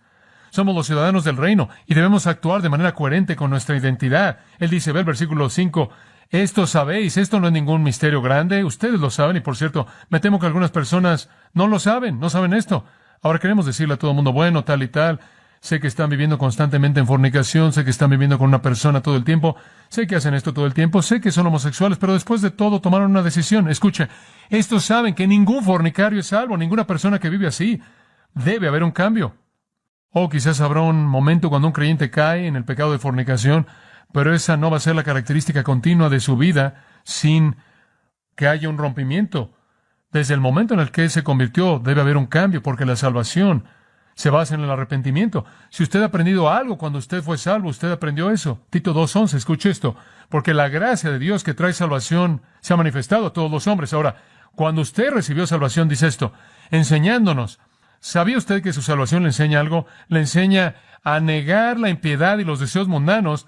Vivamos de manera sobria, justa y piadosamente en este siglo presente. Cuando usted fue salvo, usted aprendió eso. Su salvación le enseñó eso, que usted no podía seguir viviendo en lujurias e impiedad. La salvación enseña, eso es básico. Entonces él dice, esas personas no tienen ninguna parte.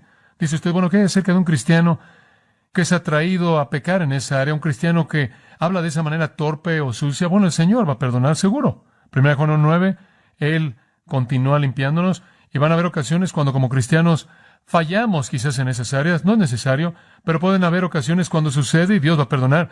Pero no será el flujo de su vida vivir así, en absoluto. Le he contado por años ahora, la santidad es un cambio en su vida en la salvación y después una frecuencia decreciente de pecado. Bueno, versículo 6, él dice, ahora este es el castigo. No van a entrar al reino. Nadie os engañe con palabras vanas. No deje que nadie le diga, puedes vivir así, Dios te va a perdonar.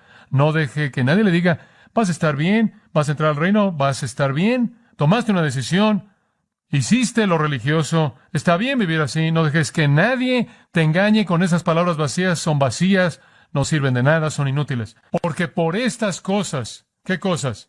Fornicación, inmundicia, avaricia, palabras necias, viene la ira de Dios sobre los hijos de desobediencia. ¿Lo ve usted? Estas son las cosas mismas por las que Dios condena a la gente al infierno. No deje que nadie lo engañe. Estas no son características de los hijos de Dios. Son características de los hijos de desobediencia. ¿Ve usted el contraste? El versículo 6 termina con los hijos de desobediencia. El versículo 1 comenzó con los queridos hijos de Dios. Hay una diferencia. El resultado de todo esto es una palabra final. Escuche. Y cierro. Versículo 7. No seáis, pues, partícipes con ellos. La palabra partícipe significa socio. No se una al mundo en su maldad. El pasado, amados, es pasado.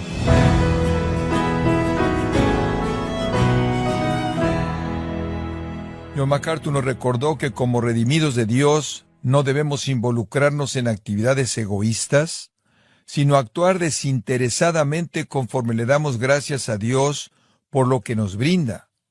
Parte de la serie titulada El retrato de una vida nueva, en gracia a vosotros.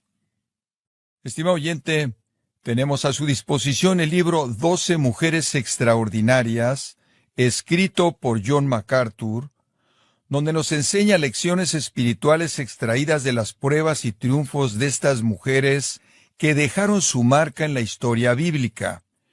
Puede obtenerlo visitando nuestra página en gracia.org o en su librería cristiana más cercana. Y le recuerdo que puede descargar todos los sermones de esta serie El retrato de una vida nueva, así como todos aquellos que he escuchado en días, semanas o meses anteriores.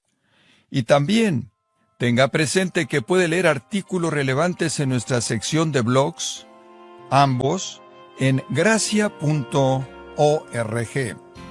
Si tiene alguna pregunta o desea conocer más de nuestro ministerio, como son todos los libros del pastor John MacArthur en español, o los sermones en CD, que también usted puede adquirir, escríbanos y por favor mencione la estación de radio por medio de la cual usted nos escucha en Gracia a Vosotros. Es importante conocer no solo el país y ciudad de donde usted nos escucha, sino también la radio. Para quienes contactan nuestro ministerio por primera vez, pueden solicitar una copia del mensaje de promoción sin costo alguno, un mensaje por oyente únicamente. Si usted vive en los Estados Unidos o Puerto Rico, escríbanos a Gracia a Vosotros, P.O. Box 4000, Panorama City, California, 91412. O puede escribirnos a través del siguiente correo electrónico: radio@gracia.org. Esto ha sido todo y en nombre de John MacArthur y del personal de este organismo, queremos darle las gracias por su tiempo y sintonía, invitándole para que nos acompañe en la próxima edición y juntos desatar la verdad de Dios un versículo a la vez, aquí en Gracia a Vosotros.